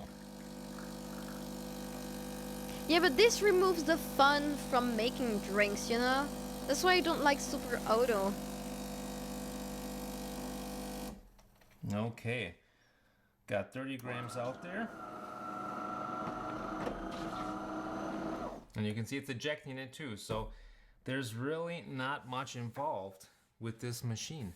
That's a Please remove the phone verification. I removed it. I removed it. What you gotta My remember Pookie, to sorry do, I didn't come sooner. though, Was in is the hospital. empty out the pucks. I have puck a leave container, of because absence. if you don't do that, Now, you forget it for a while. oh, how are you? They start to mold and get I'm doing good. disgusting. How are you, But Aru? as you can see, also pretty decent looking How shot. are you? How are you? Considering that this is a super automatic and does everything for you, provides this one in particular, the Magnifica Plus, provides pretty good shots.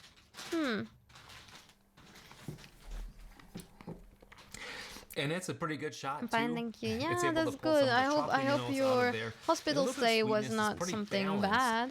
But I will say this. How are you? It's not as Like, deep in flavor, not as intense. Are you doing and okay? not as I mean, nuanced as the not other as in mentally, methods, but like physically. that Are you I've not displayed healed? here in this video. So people often ask me which machine they should take just based on espresso quality alone between a super automatic and a semi-automatic. And I will say, if you put the time into learning a semi-automatic, you're going to get the better espresso doing it that way over a super automatic. This Magnifica Plus is my favorite right now. It's my go-to recommendation because it makes nice large pucks. It grinds fine enough to actually get the pressure up to make an actual espresso. But Sent in media. you just don't Ooh. have the same kind of flexibility. You can't do any puck feud. prep yourself, and for that reason, it's a That little is bit good limited food. in that way, but it is very 10 out of easy 10. to Good use. food. And now, making a cappuccino is very simple on the super automatic. All you have to do is just choose the intensity. I've got an intensity of 5 and a size of medium. And start. Bye-bye. Bye-bye, Peony.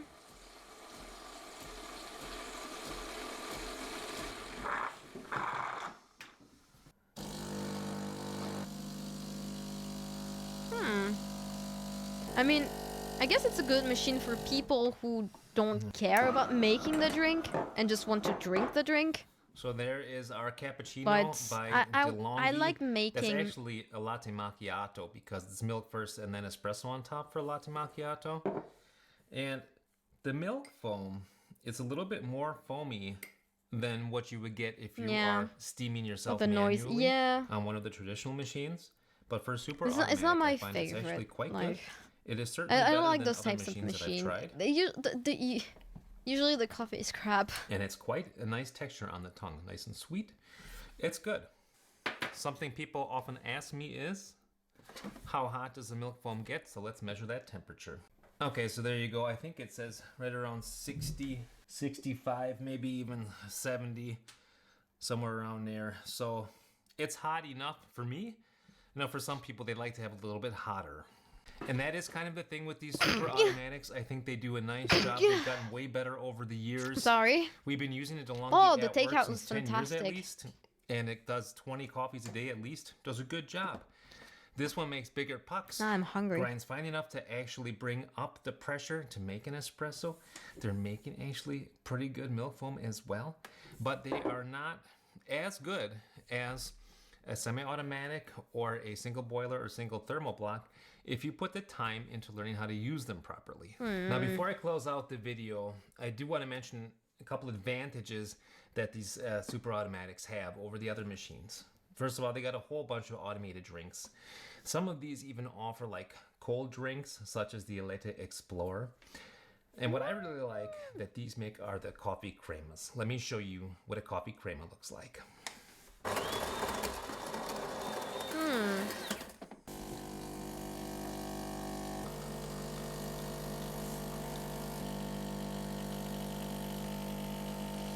It's So too, there's a it's coffee crema, too and I much just think crema, that these are really dude. tasty drinks to have first thing in the morning, nice and hot.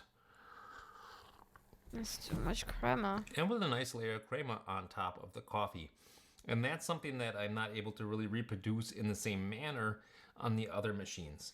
Yes, you can make a long black, you can make an Americano, but I just happen to like the coffee crema. Not my type. Okay. No, I don't really care about his conclusion, but yeah. He makes lots of comparison between all espresso machine. Oh, I love James Hoffman. Welcome. I love Today- this guy. This guy knows so much about coffee. He's amazing. And also, I really want to know what is the best espresso machine under 50 pounds, 500 pounds. But maybe we should do 100 under 1,500. Well, we could do this one after. That is a long ass video though. We are looking at 5 espresso machines under or around 500 pounds. This was a follow-up to a previous video, which was the best espresso machine under 100 pounds. Here we are, 500 pounds, and anything between 100 and 500 was on the table. First up, we have the Lilith Anna, that was 350 pounds. We have the DeLonghi Dedica, 189 pounds, by far the cheapest in this category, but had a lot of requests to look at this, and this seemed like the best opportunity to do so. We've got the Rancilio Silvia.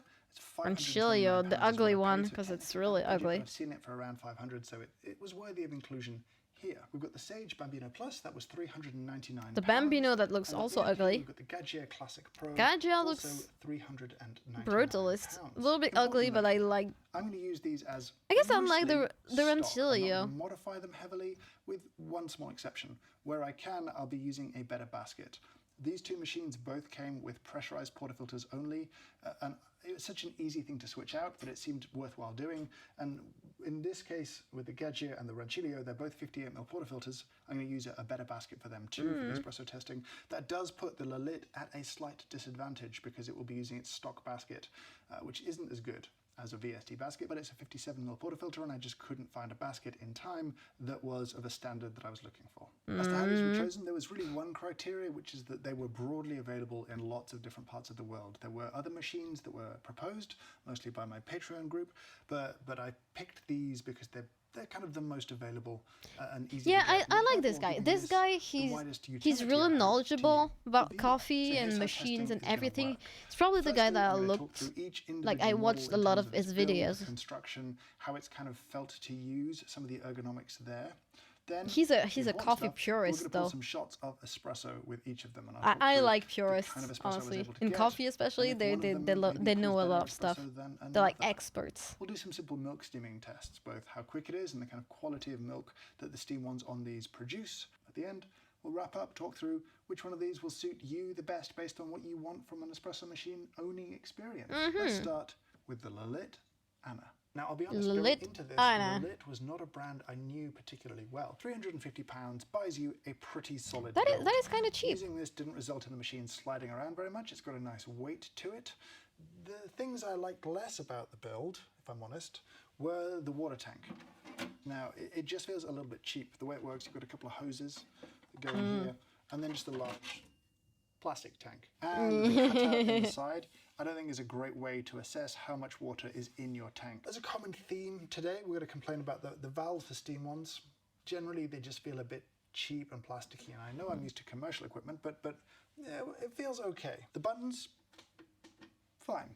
Nicely made, work well enough. What is a nice inclusion is the pressure gauge here. That is very helpful. That's a big plus from me on the build of this thing.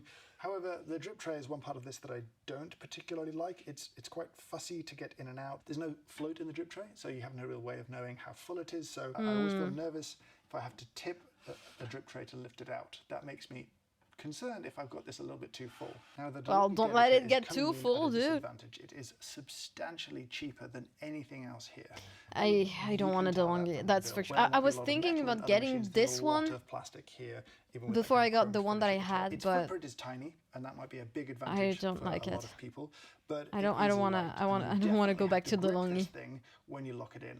And for me, my instinct to grip is to grip it around here, and with my big old hands, I've occasionally pushed buttons while trying to hold the machine in a funny sort of way. And the drip tray is really very small, but it has the convenience at least of having a float to let you know when you're about to make a terrible mess of your kitchen. Water tank, removable, easy to use, clear plastic. Overall, it's what you'd expect for the money. The Ranchillo Silvia is built like an absolute tank. It is by far the heaviest of the units here. Oh, I like that it's on heavy. the counter where you want it to be, it's going nowhere. This was the easiest to lock in or remove the portafilter from simply because of its weight. It was not going anywhere on the counter. Buttons, I like switches, that. very nice, high quality stuff on here. You can feel the sort of build quality of kind of parts here. The steam valve is probably the best of them in terms of feel, though it still does feel like a domestic steam valve in many ways. The water tank is again a bit of a weak point for me. It's not a great experience to remove. I don't really care about how easy it is to remove water tanks and everything.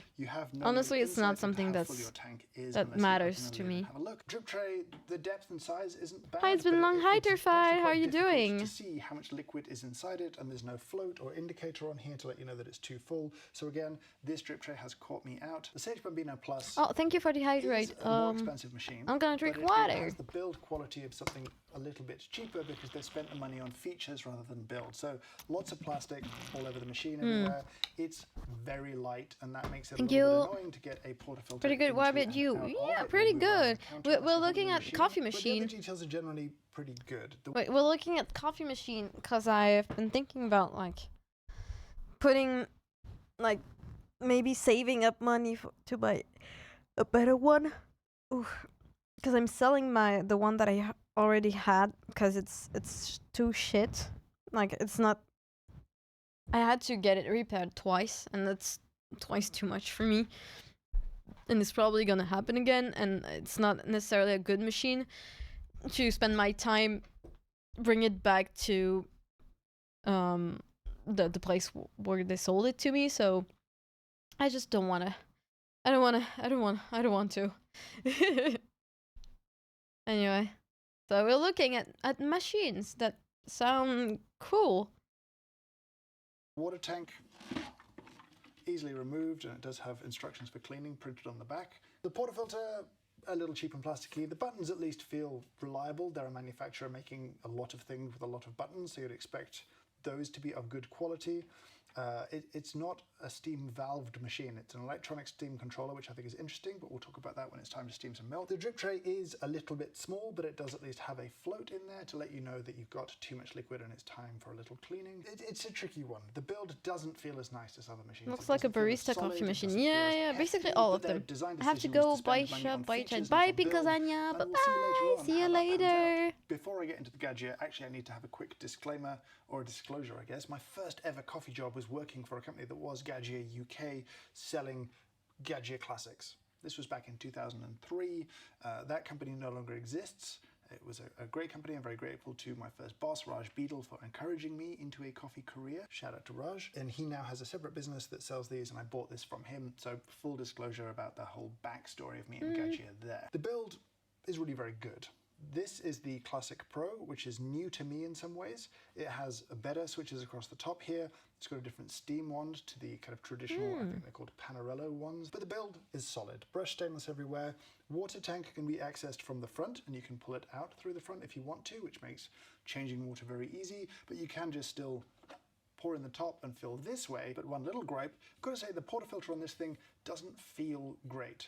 It's solid and it's hefty, it's a 58ml portafilter, but just the finish around here didn't feel premium in a way that some of the other portafilters do. The drip tray is reasonably deep, but again, no float to indicate that you're about to make a horrible, horrible mess. Overall, for $3.99, the kind of build you would expect from a premium machine. So here's how espresso testing is going to work. I'm going to take a coffee that I know very well. I'm going to use the fixed recipe across all the machines, which is going to be about 18 in to 38 grams out in the region of 28 to maybe 32 seconds, depending on the machine and the kind of setup. I want the machines to do the best job they can with the recipe, but by keeping this kind of fixed and using the same grinder, we'll be able to understand something about the pressures that the machines are putting out. Now the first one up, the Lilith, does have a pressure gauge, the others do not, and they do not, as a standard, all run at 9 bars, which is massively frustrating, but we'll discuss more later. And I'll share at the end the different grind settings used on the same grinder for the same recipe, just so we can see some differences. But first up, let's discuss right now, all 5 machines that he showed, none of them, except for the first one, none of them seemed really impressive. I guess the first one is now before we taste, my favorite. So I've upgraded my spoon like selection, look-wise at least. So I'll be stirring with the fanciest little teaspoons from the 1940s because I'm a fancy man. Now I have to say I have enjoyed the shots from the Anna. They have been generally sweet and balanced. What they're lacking often is a little bit of heft, this guy has a really good palate for coffee. That might be a function of the basket maybe not being quite good enough to allow a really fine grind for the kind of recipe I would want. So I would hope for a touch more body in the mouthfeel of the shots that I've had, but overall it has made me very tasty espresso. A little bit impressed by the Lilith. The DeLonghi Dedica is a funny little machine. It has a very frustrating portafilter, so I changed the basket. This portafilter is so deep. I would hate that. Want to use, so I put a normal 54ml basket in, but to do that I had to sort of damage the portafilter further. It has a little insert inside it. Looks a little bit like this. I couldn't get the basket in without taking this out, and in taking this out, there's a little screw here that holds the plastic piece in place. The coffee now drips out of this too, so it's a bit messy, but it's the only way I could get proper espresso from this. You don't have a ton of height between portafilter spouts and drip tray, which makes getting DeLonghi cups under there not impossible. Stop recommending DeLonghi machines. Super easy. A little bit more clearance is always appreciated there. If DeLonghi no longer has a hater, that's because I'm dead, guys. Okay.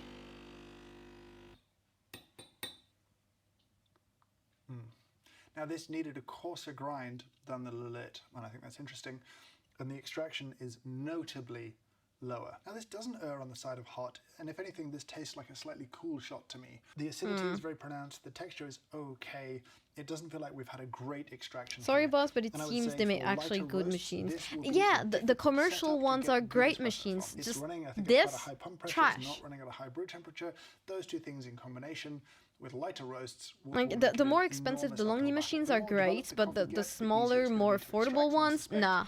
The better the shots you'll have. And if you like medium through to dark espresso roast, then you may have a good experience here. It's not light years better than the cheap DeLonghi that we tested in the sub £100 category. It is a little better, for sure. I think he probably tested the machine that I currently have. Broadly, pulling shots with the Sylvia I think they're good. is quite a pleasant experience. There's more brands that I like more than DeLonghi. DeLonghi is probably like my least favorite brand from the big names of coffee. I like Breville more. And see a good amount of steam coming out of that group head. That's Meraki. Meraki. Where you pull out that very hot water. I want the Meraki, guys. Trying to catch it as it reheats at the right point to get the best possible shot. People have other mods for this, but we'll talk about more the Meraki. I've changed out the basket in this to a VST basket because I don't really rate the basket that came as stock, so I'm going to use that instead.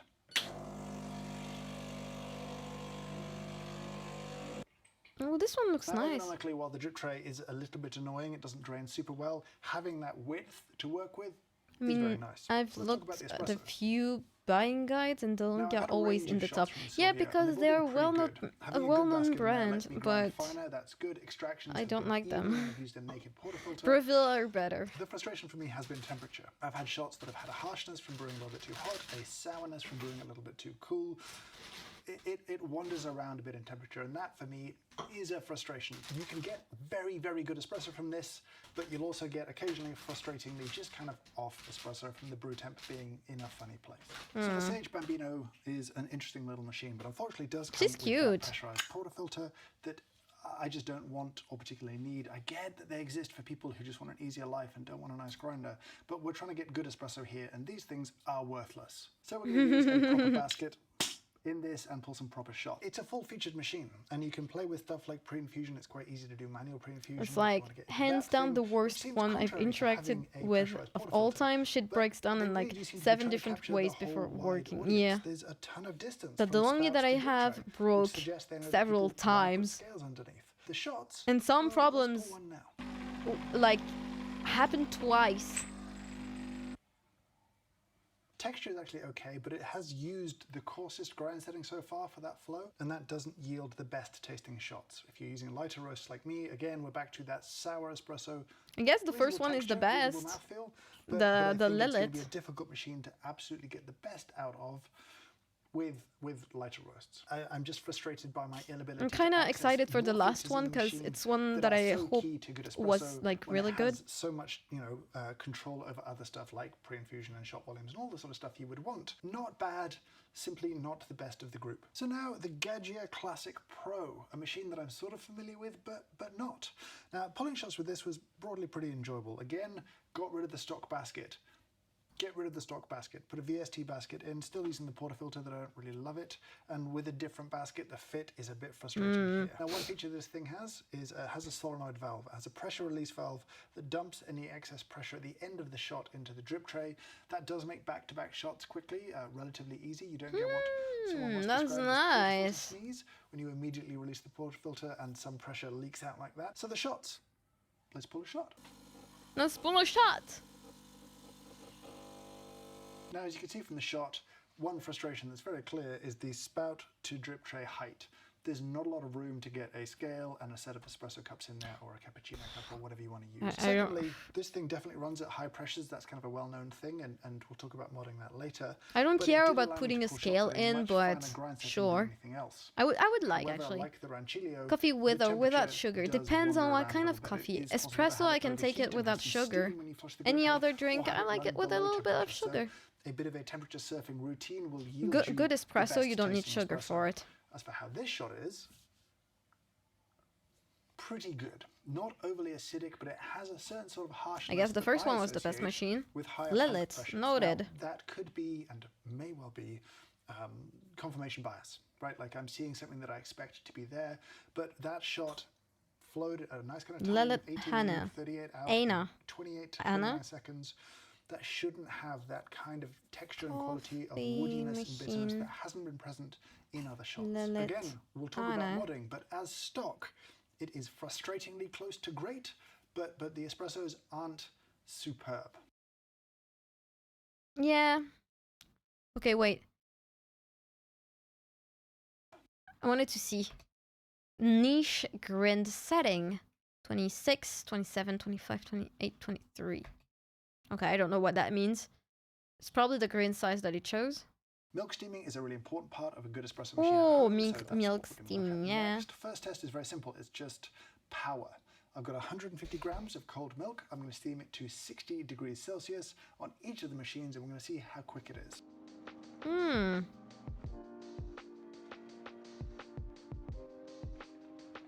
Okay. I don't really care about how So, long it aside from the takes. speed test, which was interesting, let's talk about the actual experience of steaming milk. Now, the Lillet was okay. It has underneath its sort of auto-frothing attachment a regular steam wand that I wanted to use because that's significantly better than using the little attachments that it comes with.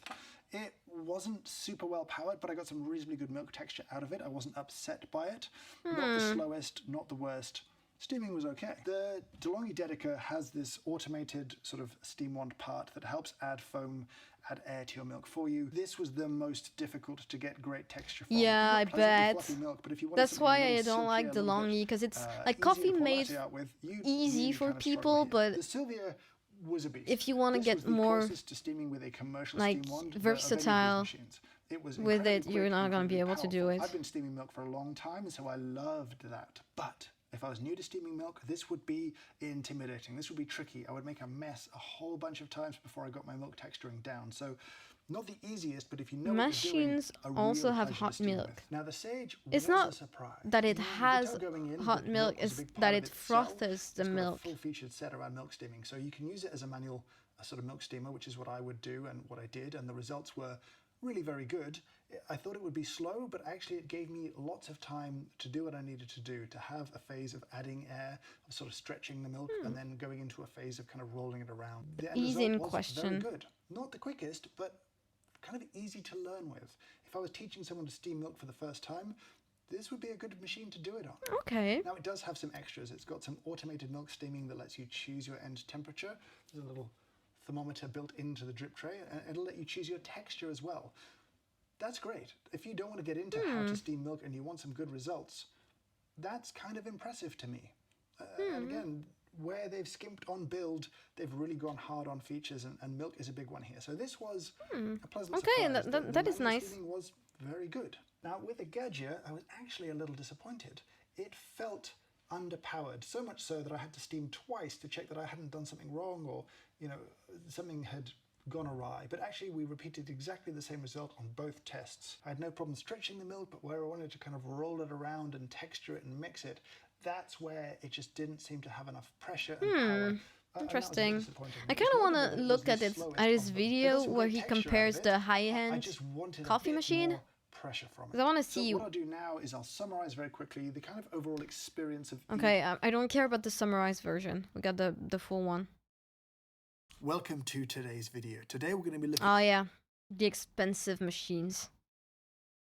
They all of them look fantastic, and the one in the middle looks the best, but I know it's gonna be expensive. So the machine steams the milk like you ask it to, and you don't need to worry about doing it yourself. That's cool. That's something that I do not like. I like doing it myself. I think part of making your drink is steaming the milk, and I like doing that. And also, I want to teach myself how to do a whole 3D printer for coffee. Just because it's not something you're interested in doesn't mean it's not something I'm not interested in, because I would love to get a super expensive machine to like make my drinks myself and have like barista quality at home. I would love to get myself like a really expensive machine, especially because I know they're good if they're expensive. But yeah, obviously. But if you want good coffee and don't want to get too much into it, oh yeah, sure. If you like, I think that the Magica Impress Express, just whatever. This one would be a good machine, like the guy in the previous video, not the previous one, but the one before. I think it's a good machine, the only one, because it does it for yourself.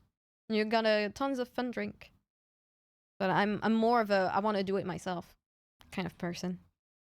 And also, like I said, I want to teach myself latte art, and for that you need a manual thing. For the best espresso machine under £1,500. Now in the past we've done under £100, under £500. There wasn't actually a lot at the £1,000 point, so we jumped all the way to £1,500. If you haven't seen those other videos, they'll be up here and in the description. Check them out too if you're shopping for a new espresso machine. Now these machines were picked through a poll of my Patreon supporters. There's lots of choices, but these are, I think, a great selection of what's out there. They're all pretty available worldwide. They're all very popular choices, and I can't wait to see how they stack up against. The DeLonghi we have is basically the annoying side of a fancy machine, but for a worse experience than a basic $50 coffee maker. Yeah. There's a price point in DeLonghi where you got the shitty machines. Some of them are kind of good, but overall, I think if you don't have the money to buy a good DeLonghi, you should just buy a regular one. Or like a Sensio. Like, the pods thing. One another. Let me walk you through what we've got here and what they cost. First up is the Lelit Mara X. This is the cheapest of the machines at $9.99, so just scraping in under £1,000. Then that we is have nice. the Rocket Apartamento, another popular choice at £1,225. Next up is the Profitec Pro 500, the most expensive machine today. Of course it was going to be the most expensive. And then we move into the Rancilio Silvia Pro, £1,320. And on the end, the Sage or Breville dual boiler at £1,199. These 3 machines are all heat exchanger machines. They have a single boiler inside them that produces steam and very hot water, and that heat is exchanged into brew water on its way to the group.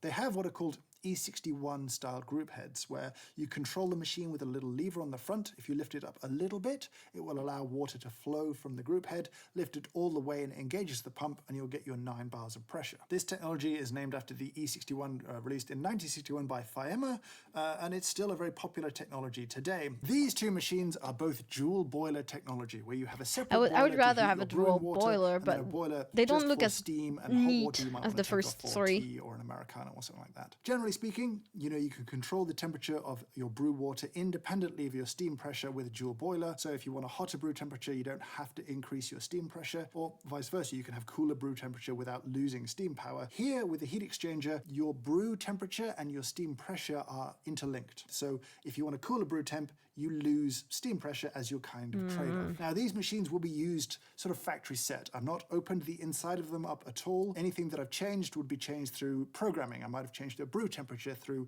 a control on the front of the machine, but I'm not going to get inside them at all, because that's not really the point of this today. One other quick change, they're all going to use the same basket. I've If taken you their can stock mod baskets out your for the coffee sake of machine, sort of, that's so nice. ease. They're all using a VST 18-gram basket when I come to do shot tests and that kind of stuff. It just makes evaluating the machine that little bit easier. I would say in almost every case, I would get rid of the stock basket and replace it with a VST or similar pretty early on, so that's what I did. Otherwise, they are as stock, sort of factory set. Here's how the review is going to work. We're going to break it down into some sections. Firstly, we're going to talk through the build and the aesthetics and some of the features of each of the machines.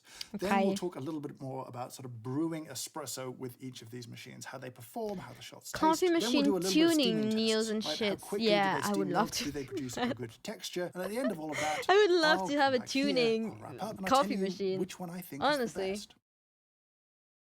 Okay, So let's aesthetic start and with design. the Rocket Apartamento, the first of the heat exchangers, the E61 machines, and talk about how it looks. And I think of the machines here, actually, it looks pretty good. Yeah, I like it's the a cute detailing one. that they have on the side panel here. I think that gives the machine some character. I think sort of size-wise, feel-wise, it feels compact, doesn't feel too big, but it also doesn't feel particularly cluttered in that regard. Obviously, there's a lot of stainless steel here, and that is good from a sort of premium feel perspective, bad from a fingerprint and polishing perspective. There's a lot to keep clean here, but it does feel solid, substantial, and well made. I'll say also as a little detail, I quite like the feet. They've done a good job here. Feet are not always done well.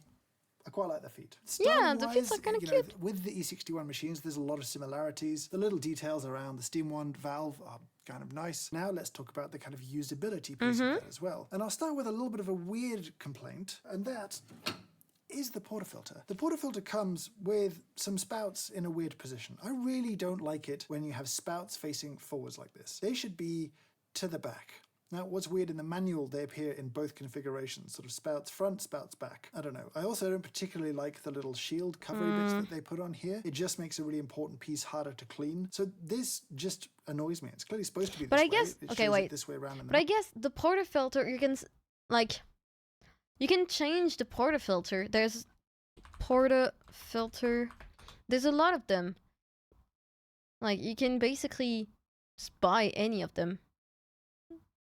But it's expensive. It's an expensive item, but it's like it makes it better for you to tune your coffee machine and your coffee stuff. And once you have one, you don't have to buy any more. This one is cool, but then you have to buy the basket, because that's just the portafilter, and it's also is a 58. I don't know which one this one takes. I don't remember what it said. 27? I don't remember. But that's a nice one. It's expensive though. Portafilter, expensive. Yeah. There's a lot of them. And every price for it too. But I guess I would love to visit a coffee shop, like a shop where they sell coffee equipment, and see and get a feel of how they are in your hand, you know? Anyway. manual, but it's just wrong. It makes you push the cups right to the back, and I don't like it. As for the rest of the machine, well, there's not actually that much you interact with. You have a very standard E61 control lever. You know, you have an open position that allows liquid to pass through. You lift to engage the pump and close again. I've never used one of those. Your primary point of interaction. Only used heat exchanger machines. single boiler or double boiler a little machine. cluttered. Never right at the back here, used one of these. Tap and spout. I don't like it. I wish I'll go to the Luffy Cafe in Paris one day to at least see it. There's a Luffy Cafe? Wait, what? I didn't know that. Like Luffy Girl? Luffy Cafe Paris. There is. Oh my god. Oh, it's not yet opened. At least from what I see, it's not yet opened. Let me see. Luffy Cafe.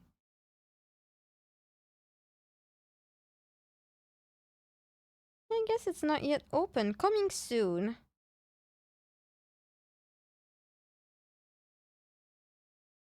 Oh, that's nice.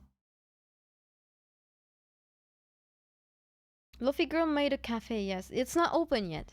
But I would love to see, like, to visit it when it opens. I'm gonna put it in my list of things I want to try. let me put it. I'm gonna make a new list. To try list. Luffy Cafe Paris. Done. It's just cluttered in here. It's not nice from a usability perspective. Tons of space on this side for the steam wand. Beyond that, well, there aren't really any other controls that you're supposed to interact with. With this machine, you have no direct way of controlling the temperature of the steam boiler, which therefore impacts the temperature of your brewed water through the heat exchange. So you kind of get what you're given. Similarly, pressure from the vibration pump. Yes, there's an overpressure valve, but to adjust that involves getting inside the machine and doing some maintenance work that technically would invalidate your warranty. It's not really a consumer-facing part of the machine, something you can change or adjust easily. So really, it's kind of on, off, open or closed. That's your interaction with this machine. And from the simplicity perspective... Honestly, that sucks for such an expensive machine. That kind of sucks. You paid like $1,000 to just not be able to do anything with your machine? That's I don't not like bad. that. I don't mind a simple machine, but a little bit more control would be desirable, especially at this price point. One more piece of usability, and this will come up again and again with the heat exchanger machines in particular, it's heat up time. This is at least a 30-minute heat up time to have everything fully up to temperature, and that's a long time. It's a machine where honestly, I that want to doesn't have it bother come me on much, in an but it's automated kind of way, well in annoying. advance of me wanting to make coffee. If I get up, I want coffee, and then I have to go and switch it on, that's frustrating. That's too long a time between desire for coffee and getting coffee. So the 30+ minute heat up time for me is a bit of a negative. Yeah, Last thing to talk about before we sort of talk about the next machine, and then we talk Shub's about new favorite YouTuber. Oh, I've watched him tons. This has a steam pressure He's gauge, not a and that's new it. You like really don't know YouTuber what's for going me. on I've with known this things guy. like pump He's pressure. like you just know. this guy is probably the top YouTuber for coffee videos. Him and a girl, I don't remember her name, but she makes incredible coffee videos. She has short hair. She's beautiful. She makes beautiful drinks. Well, I'll show you a video of her later. Maybe no. I don't. Can we get recommended one of her vids? Coffee. Oh.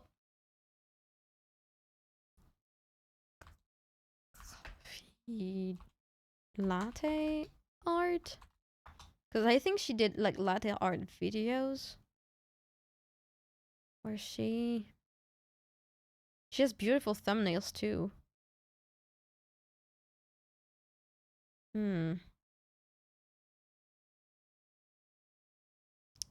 What if I do coffee drinks? That's her, Morgan Eckroth.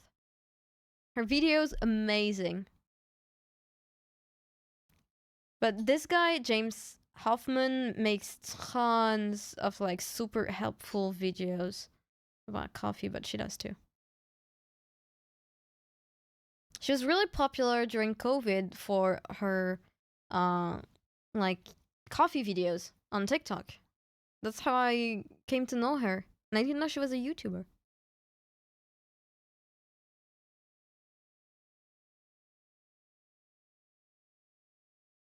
Yeah, like her. And she makes like syrups at home. Tons of like really interesting drinks. And she shows like different types of machines. She's very, very creative. She's a girl. Yeah.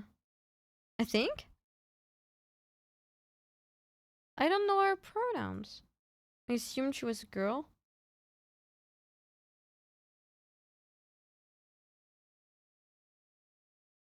I love their videos. I love their videos too.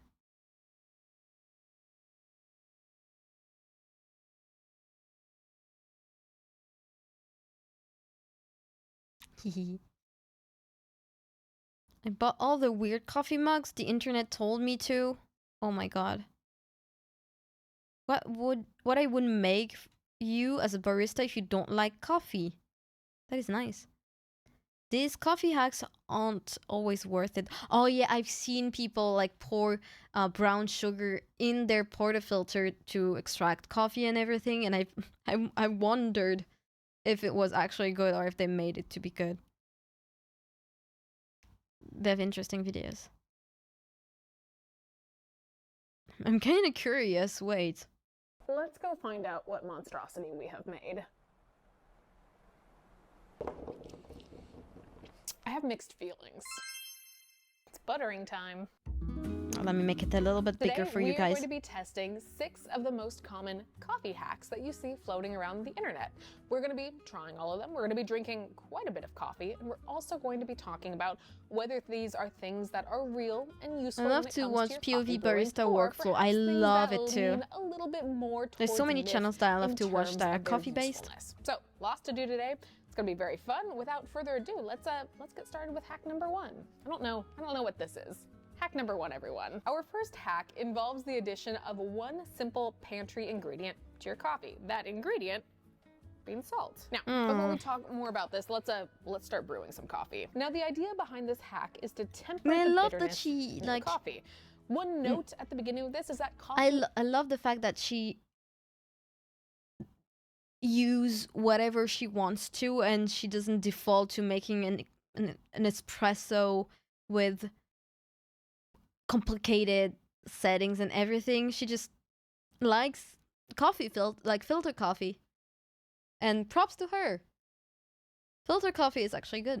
Is inherently bitter as a drink. When we think about a balanced cup of coffee, typically we are thinking about sweetness, we're thinking about acidity, and we're also thinking about bitterness. And all 3 of these components work together to create something that's really tasty. However, when you have over-extracted coffee, when you have overly roasted coffee or coffee that's roasted poorly, typically that bitterness tends to skyrocket and dominate the cup. So the idea here is that we have a little pinch of salt, and a little addition of this can temper and round off that bitterness, bringing us back down to that level of balance. I'm working today with a coffee that I am very, very familiar with. I brew this all the time. You don't drink coffee. I like it. Extracting this. I want to make a cup of coffee that is pretty drying and astringent and bitterness, so that we can see if we add a little bit of salt, if we can bring it back down to a nice level. Now we wait patiently for our coffee to finish draining. We are so close. Okie dokie. Salt time. Now, just to confirm that this coffee is out of balance, let's have a little taste.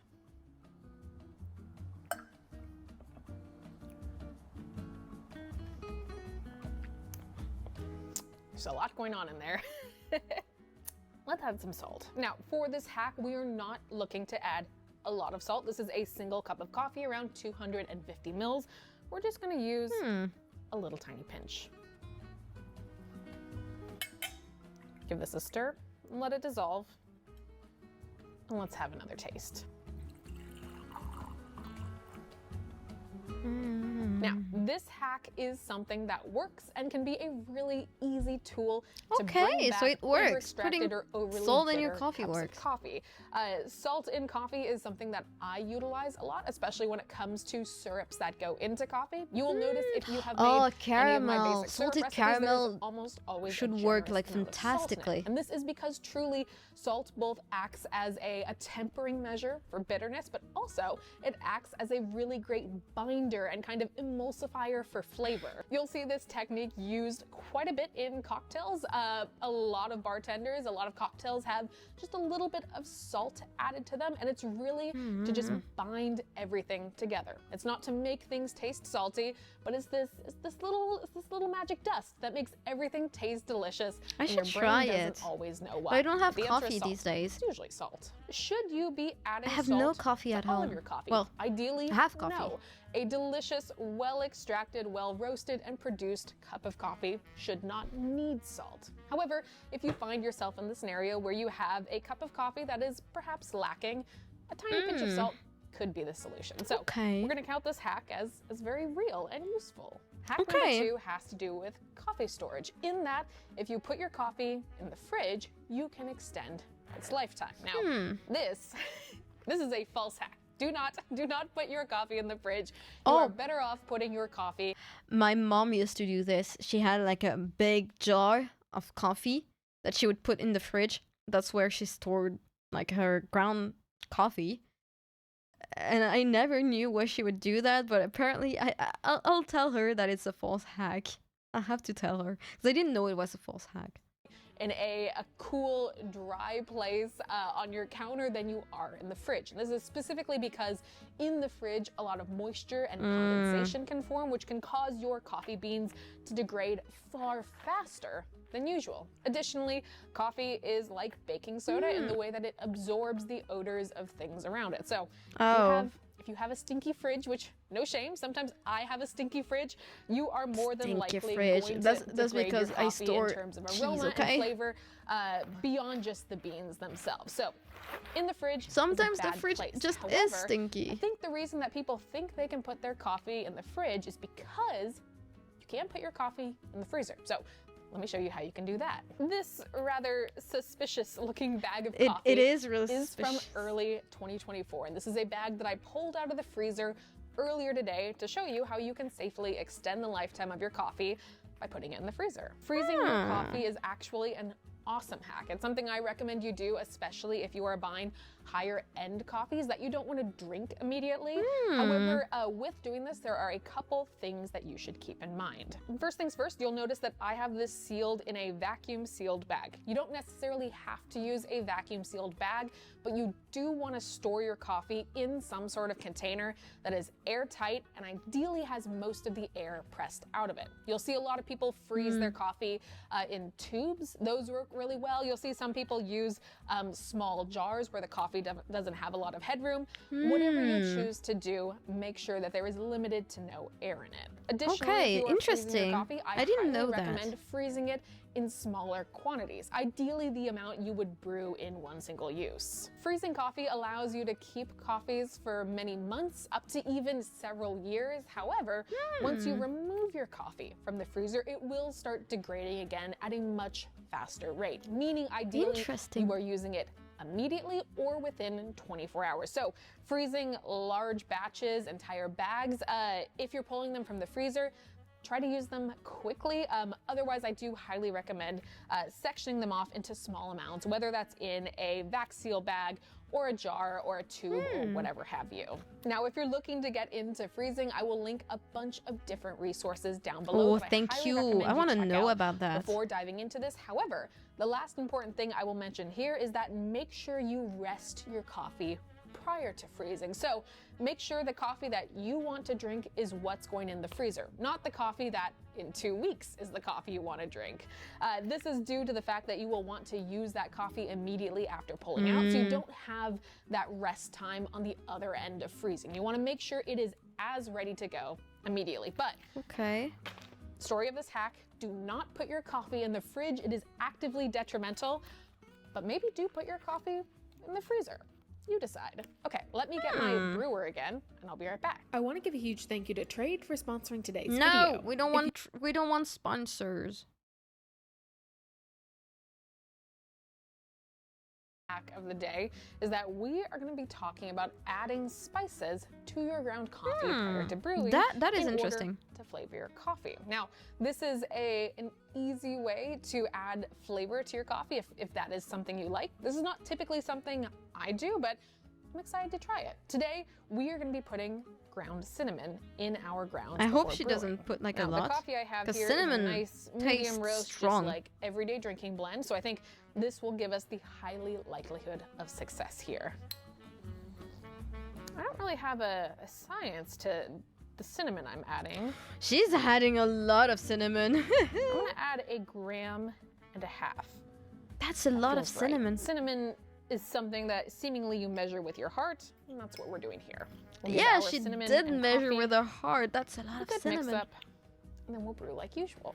But again, the cinnamon is probably not gonna pass Off through the bat, filter, we have so delightful smells happening in our brewer. It's like I want to call this is like it's like a co-ferment, but not quite. Now the nice thing about this in theory is that we're able to add the spiced cinnamon flavor, which is very cozy and comforting, without adding it in the form of a syrup. So we get the flavor, but we don't have added sweetness, which maybe that will be good, maybe it will be bad. This smells great. I can't even lie to you. This smells she measured with her awesome heart, right and now. boy, she had a big heart. Yeah, she has a big heart. It smells like Christmas is what it smells like. Okay, let's taste. You all, I'm excited for this. I think by smell alone, this could be an actually very lovely experience. If memory serves me correct, I think I might have put cinnamon grounds in my coffee a very, very long time ago, and I don't remember having a positive experience there, but whatever is happening today is a lot stronger off of that. Cheers. Maybe it's because she put it in our espresso. You know what? Hang on. Oh, I hate that I like this. This is nice. Okay, so here's the thing. This is not something that I would drink every day. Not in the slightest. I would vastly prefer just a standard unflavored cup of coffee to this. Unflavored However, coffee. this on its own, just as a little treat, and it works really nicely. The cinnamon is subtle. It is very present. This honestly tastes like some cinnamon co-ferments I've had in the past. It's very cozy. There is a weirdly increased tactile to this. Like the texture is a little bit more round, a little bit smoother, kind of in the way that a French press is over like a standard pour over. I like French press. It's nice. It's you know, and it kind of works. I do think the coffee I'm using plays a very major role in this. The fact that this is a more traditional medium roast, it's a blend, it's a very like chocolatey and dark cherry flavored coffee. There's so many stuff that I still don't understand with coffee. I would not try this with something that's and super I light, wish I knew bright and more acidic, about but roast. you know what? Like if you're gonna different do types this, of this roast is and pretty everything. tasty. I think the cinnamon as well adds this perceived sweetness that really is nice in the cup. There is no sugar in this. However, I think when you taste cinnamon, you commonly think of confectionery and sweet things. So that kind of like allows your brain to play Talking about tricks cinnamon, on I you still and don't have makes you think the cinnamon. coffee's a little bit sweeter than it is. Cinnamon trees if that's in your thing, Minecraft. that's pretty nice. Is Oh, this I a want to hack get a that I cinnamon would use tree, but every they are day? expensive. Probably not, but is this something that works and yields something pretty tasty? I would say yes. For our next hack, we are going to be using our espresso machine. Now, we are going to be doing something today that I have never done before because frankly, it causes me both fear and pain when I see other people do it, whether that The is sugar in the valid or not. espresso portafilter. Today, we are going to be making a Cubano shot. Now, the Cafe Cubano is a very traditional Cuban coffee drink. Traditionally, it is made with mocha pot coffee. You have demerara or brown sugar, and then you also have your mocha pot coffee. The first few drops of your mocha pot coffee, you whip together with the sugar, creating a kind of like aerated foam. You then add the rest of your mocha pot coffee, and it yields you something That is interesting. that is frothy and textured, Cubano? very sweet. Delicious. And this Cubano is coffee. kind of a take on this. I sometimes see people referring to this as a Cubano. This is not a Cubano. This is a Cubano style espresso shot. I think there's an important distinction there because it is a very traditional drink made in a Cortadito specific Cubano. way. However, what we're going to be doing today is adding espresso coffee, ground coffee for espresso to our portafilter basket. We're then going to be adding a layer of brown sugar. One could also use demerara, and we're going to extract it. Now, the reason that this often causes me inscrutable pain is the fact that the idea of putting sugar anywhere near the internals of my espresso machine, especially up I'm here in kind the of shower curious head, about just making a makes cubano. me nervous. It makes me so nervous, even if I know. But I that don't there have my isn't, mocha like, pot here. A back pole that's going to draw the sugar. Also, up I into don't my have machine. anything to put my mocha pot on. It's really I need expensive, and I don't want to risk it. How you call that? However, I'm willing to go through this pain. I need an accessory with to make you it for like our work sake on my today. So let's get started. Okay. my cooking stove. It's not a stove. It's like Espresso in. electric I keep saying espresso. stuff. The grounds are in. I'll treat this like a normal shot of espresso. Do a little bit of distribution. Tamp. And now we just pile that sugar right on in. Okay. You know, this looks so pretty, but it feels Wrong. so wrong. Do you feel like I'm But- doing arts and crafts a little bit? I'm aiming just to get a nice single kind of flat layer here, not looking to pile in the sugar. We want a little bit of headroom in our basket. I imagine most of this is going to dissolve in the initial part of the extraction. Okay. Interesting. That is something for sure. Now, one thing I am going to do, just because, like, genuinely, like, my body is telling me not to put this in my espresso machine, I'm going to put a puck screen on top of my brown sugar, just to really reduce as much of that sugar expansion as possible. One thing I will also note is that if you are doing this, just make sure you clean your machine afterwards. Yeah. Even if sugar isn't like getting sucked up back into the machine, like, you don't want this sticking on your shower screen or anything else. I suppose that's all I can do to warn you. Let's go see how this extracts. Let's go. Okay, nice and snug. Oh, why aren't we locking in? Okay, give me a second. Okay, funny problem that I'm having right now. My basket is actually overfilled right now, and this is not locking into my group head. So let's do that arts and crafts one more time. For those of you curious, this is what our puck looks like right now. Oh, I've dropped nice my cake. dose by 2 grams of coffee. Hopefully that's enough. Take 2. Yeah, this works better. Success. Ooh. You know, it hurts me, but I'm also fascinated by it. Yeah. So far, this looks like a pretty normal extraction. Let's go find out what monstrosity we have made. I feel like it's gonna be nice. It's gonna be really sweet. Cheers. This machine, I don't know what machine she has, but it looks I have really mixed good. feelings. Does this taste like a shot of espresso with a good bit of brown sugar? Yes. Is that something that is tasty? No. Yes, for the most part. I'm not someone who likes sugar directly in my espresso, but, like, it's sweet, it's bitter, it's all the things.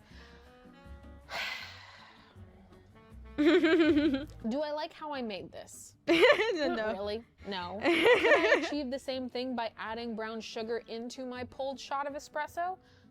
Probably. Look, Yeah. I think a lot of my trepidation with this truly comes from the fact that I am concerned about machine care and think this is very, very achievable without doing all the things that you do to get to what we have made right here. People on the However, internet if this do is something stuff that you choose for to do, views, because you know. frankly, I think this added to a little bit of milk would make a delicious sweet latte. If you do that, just take care and make sure you are either using a puck screen or making sure that you That's something are that I quickly really cleaning kind your of machine need. after you make this shot. Puck You know what? screens. One of the things that I've Hello, done today, which CSP perhaps chaps. is a What's moment up? of growth for Doing me, is good. that How are you I doing? can now say that I have pulled a Cubano-style espresso shot, which I was holding out as like a, I've never done this before. But no more. I don't know. I keep coming back and sipping it, which is usually my indicator that we've made something tasty here. Okay, so I guess as this a is. hack, I kind of want do to I try recommend this? the original Maybe way not, to do but it. does it work Also, and give you something tasty? When If you like oh, sweet hello, coffees, Prince this might be something you Lucy. enjoy. Hello, In the vein of welcome, adding interesting welcome. things to our coffee for our next. But I might get my mocha pot from my parents and bring it back here. Hi, hi, how are you doing? Stinky? No, I'm not stinky. But I'm bringing my mocha pot back, for sure. And I will have to get an adapter for it for my stove. Hopefully I can find one. I have to find one that's vitroceramic compatible. Mocha pot vitroceramic, not vitroceramic adapter. Vitroceramic adapter. I have to find one. Anyway, hi. We're watching video about coffee. Hope you're gonna like it. And penultimate hack, we are going to be adding butter to our coffee. This is Butter? something known as bulletproof coffee and has been around for a while. It is a friendly way. Okay. Butter in coffee is delicious because I remember my dad eating 13s, like toasts with butter on it, and like putting it inside his like milk coffee, and he would just like eat his toast, his buttery toast, and then what was left was his coffee with some butter in, and it was so good. I have so many good memories of sipping the end of his cup with like a little bit of butter and like milk coffee in it. Amazing. Of making something that is a little bit creamier and softer and latte-like without the addition of milk. Of note, I am not someone who is keto. However, I do love butter, so I am excited about this. Butter coffee? Yeah, butter coffee. The worst part is the waiting, isn't it? It's buttering time. Okie dokie, we're gonna add some butter. How much some butter? Some coffee. I think we are starting to see very clear signs that I have had both too much coffee and also maybe too much sugar this morning. Once more, this feels like a measure with your heart scenario. This is a little half pad of unsalted butter. The butter just floats. It just kind of floats on the top, doesn't it? Let's see if we can encourage this to melt. Now, one suggestion I saw quite a bit online when it comes to bulletproof coffee, and this sort of hack coffee is to froth and emulsify it, give it a little bit of texture. So let's do that.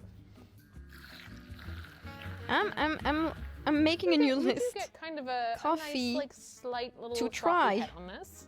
Cubano. Cheers. Oh, it's all butter in the aroma, Bulletproof. isn't it? Would I describe this as latte-like? I would not. Yeah. However, here's the thing. It is butter and coffee.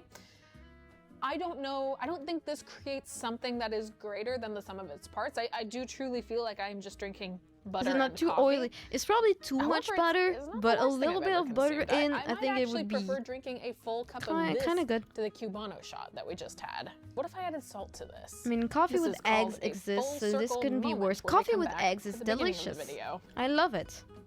It's a Vietnamese. Now I think I'm just making a signature beverage. Look, It's a Vietnamese coffee that's called café trunk, something like this. I don't speak Vietnamese, but it's café chung.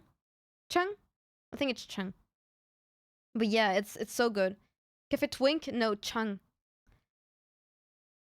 And it's really good. It's just the yolk mixed in with some sugar, and you pour it on top of a espresso, and then you try the little foam by itself because it's really sweet, and then you mix in the foam and the coffee, and it makes this super thick coffee, really small and thick coffee that's really sugary, and it's really, really good.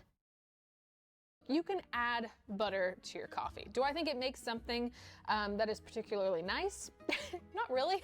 It's very, very coating on the lips in its kind of fattiness.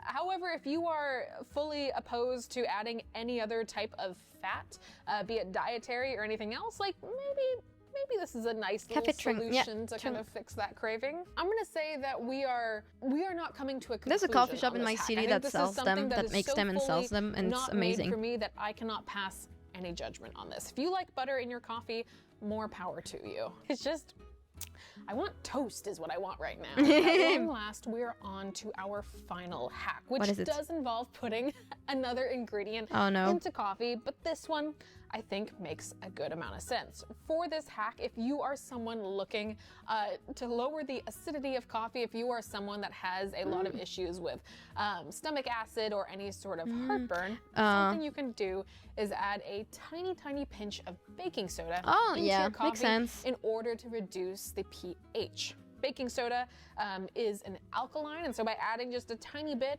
we're able to reduce the acidity in our coffee and also ultimately end up with something that maybe is a little bit smoother and a little bit rounder. So, you need But I tiny guess it's pinch. just ways This to is fix maybe- your shitty maybe coffee. an eighth of a teaspoon. It's really nothing. We'll give this a stir, although everything dissolves really nicely on its own, and we'll have a taste. Now, what I'm looking for here is not necessarily the effects of the baking soda in the coffee, but what it does to the flavor. There's definitely a very faint hint of graininess in here that wasn't there before. But additionally, I would say everything feels a little bit rounded out. I would say, honestly, everything in the cup feels a little bit more muted than before, but it doesn't make a drastic change to the coffee, which I think is a really good thing when it comes to adding baking soda to your coffee. Okay. Will this help you if you suffer from heartburn when Interesting. drinking a lot of coffee? Really interesting tips, honestly. Really interesting tips.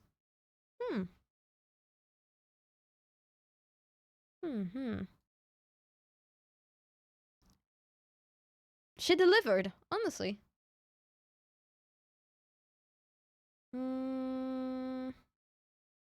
Well. What should we do? What should we watch? 3 tea drinks that are better than a matcha latte. that could be really nice, because I know some of you don't care about coffee, but you like tea. Would you care for this? I think I would care for this. Minecraft RG. No. We're sticking to coffee.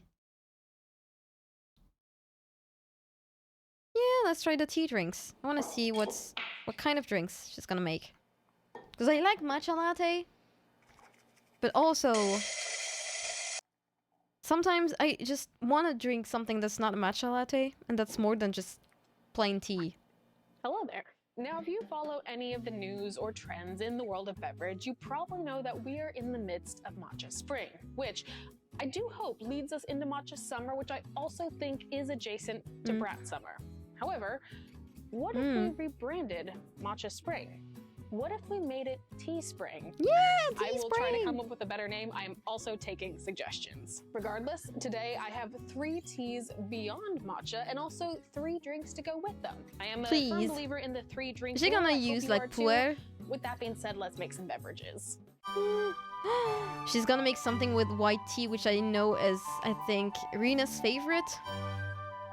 This looks amazing. Now, before we dive headfirst into our first drink, I want to give a huge thank you to Donna for sponsoring today's video. I don't care about your sponsorships. Okay, wait. Let's make some drinks. Our first drink is an Assam iced tea with a banana cream top. Assam. And I knowing me, love we like Assam tea. bananas for garnish, of course. I'm using an Indian amber Assam black tea from Donna with golden tips, which has a deep, mellow flavor throughout the tea. Oolong is your To brew it favorite? For our base, I'm Okay. using 2 tablespoons of tea and 8 ounces of hot water. After steeping for 3 minutes and 30 seconds, I'm flash chilling it with another 8 ounces of cold water for our iced tea base. Ooh. Y'all better be getting excited because we are about to make brulee banana slices. I get sponsor block. So, It's one an banana. extension. I Frankly, got this you might too, as but well on my just make the regular whole browser, banana. I don't have it You on will this probably one. end up eating like 4 of these that don't even make it to your drink. The key here is you want your banana slices to be thick enough that you can put a cocktail skewer through them without them splitting apart. I prefer to pre-skewer before I brulee, if you will. I'm sorry, pre-skewer before I brulee it's a combination of words for sure. Oh, This is she's step gonna one. brulee. Now I've just She's got gonna some brulee granulated the sugar here. I'm banana. pretty liberally coat these in sugar, some of that sugar is immediately going to be absorbed into the banana's moisture. We want a layer to be on top of that is still dry, that we can actually caramelize on top. I've never tried to brulee something, but I kind of want to do it. But I don't have a heat gun. Looks kind of like this. Additionally, something to note, I am using Banana. a heavy whip substitute right now to make this non-dairy, just for the sake of my stomach. However, you can swap this out for heavy whip. If you can handle that, it'll be super tasty. Additionally, if you want to use one of the heavy whip substitutes that are coconut-based, that will also be ultra delicious here. Generous 2 ounces of your heavy cream or substitute. Now, for our banana element, we're actually going to be using a banana peel syrup. So, banana peel syrup? A couple weeks ago. I'll link that down below, but this is super easy. I want to try that. 1 part by weight chopped banana peels, not the fruit, the peel, and then 1 part by weight sugar. You let the two macerate together for like 8 hours to like 12 hours, basically just overnight, and you end up with a really delicious and flavorful banana syrup. So might actually try that. Of our banana syrup. Because I have awesome tea and I like banana. I'm actually gonna grate just a little bit. But I don't have anything to brulee. Fresh nutmeg. I don't have the heat gun. Handheld milk frother, and then we are just gonna cold froth this until it has doubled in size and has become nice and fluffy. We don't want it to be stiff. We just want it fluffy and movable.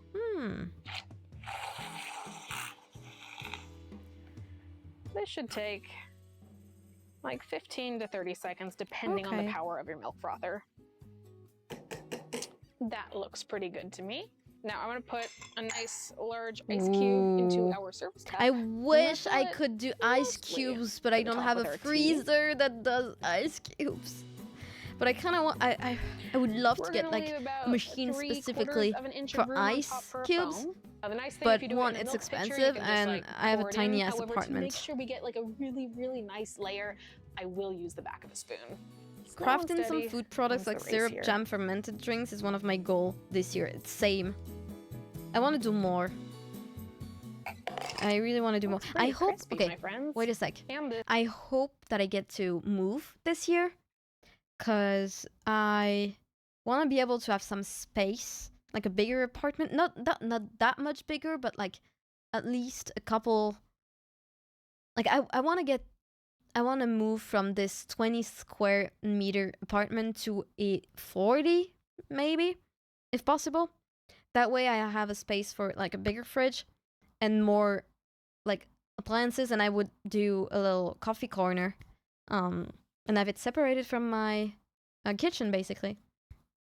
And so I'm hoping I can move and get this dream come true.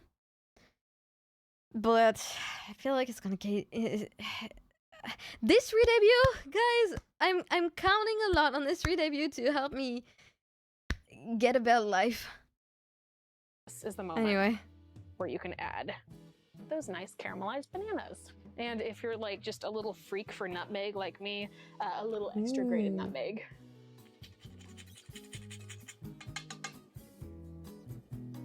That sounds really nice. I am so happy right now. And then, of course, your garnish. I'm so happy. This is a great day. We still have 2 more drinks. Let's keep moving.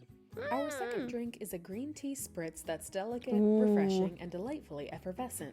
I'm using Donna's Super Twist green tea, which has been slow-dried to give it a lightly fruity and vegetal flavor. To brew our iced tea and maintain those lighter floral notes, I'm cold steeping using 2 tablespoons of tea to 16 ounces of room temperature water and room temperature, in the fridge overnight. After that, simply remove the tea leaves and you're good to go. Okay, for this drink, I'm gonna give you 2 ways to do it, depending on what equipment you have. We, of course, have our cold brewed Super Twist green tea right here. You can make this drink with this chilled tea as is. You're just gonna pick up the steps here in a minute with me. However, this drink, if you have access to like a carbonator, is really, really tasty. I would love to have something like this, but it feels a little bit unnecessary. Now, word of warning, not all carbonation devices can do things other than water. This is something called the Breville InFizz. This can do teas that are free of particulate. That's what I'm using here today. If you have something like this or like a forced carbonation device, you can do this. If this you're is not really supposed interesting. to put tea in your carbonator, don't do it.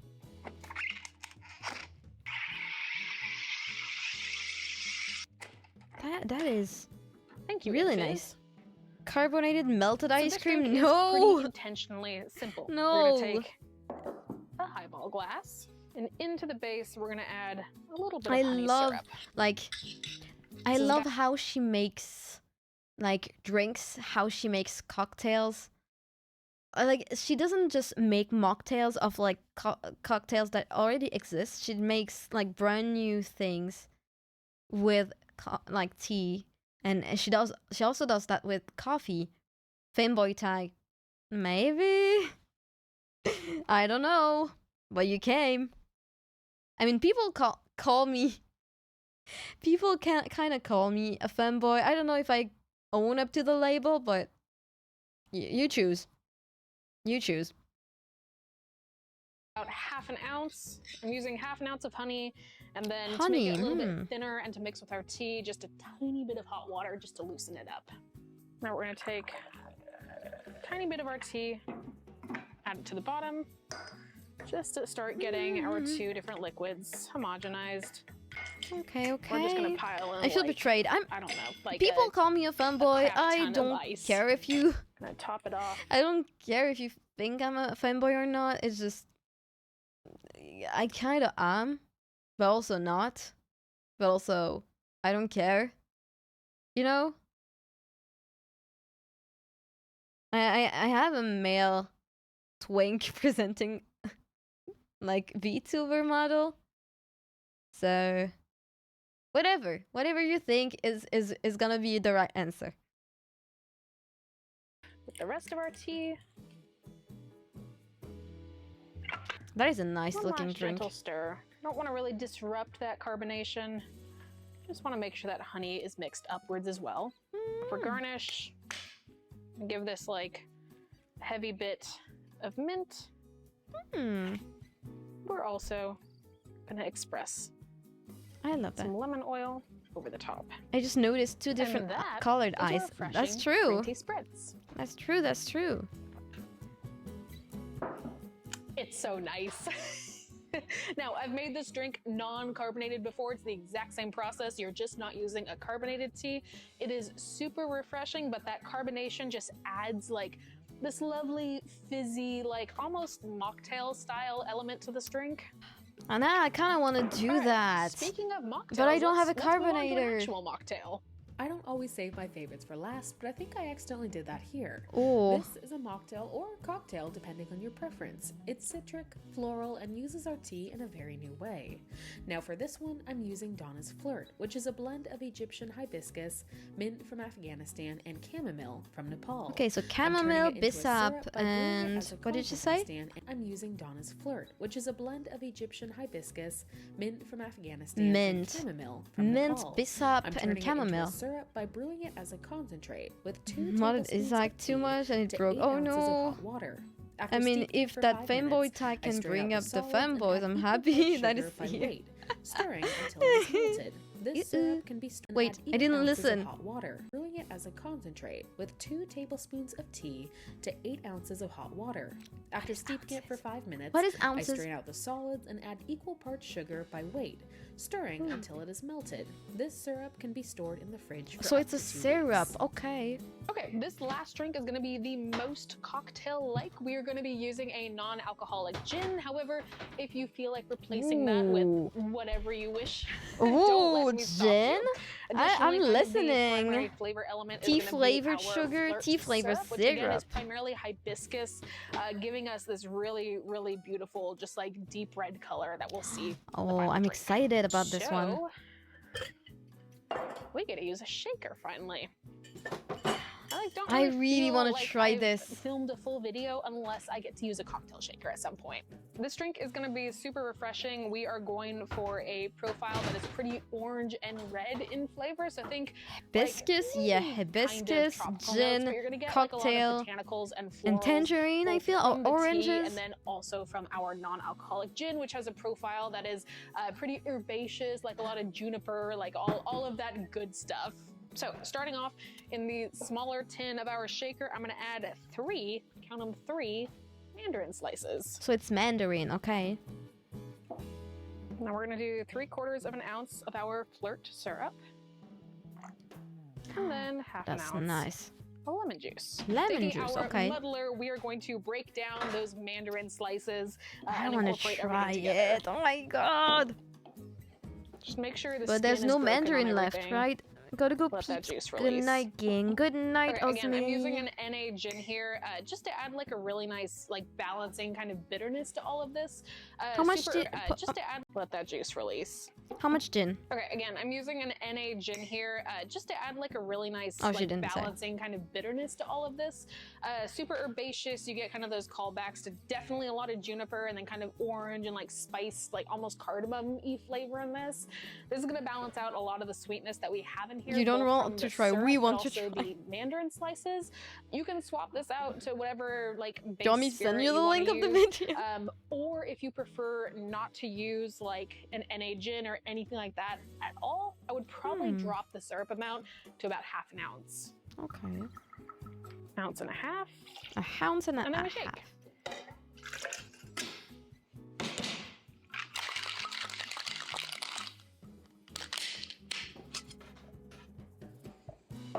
Oh, so nice and frothy.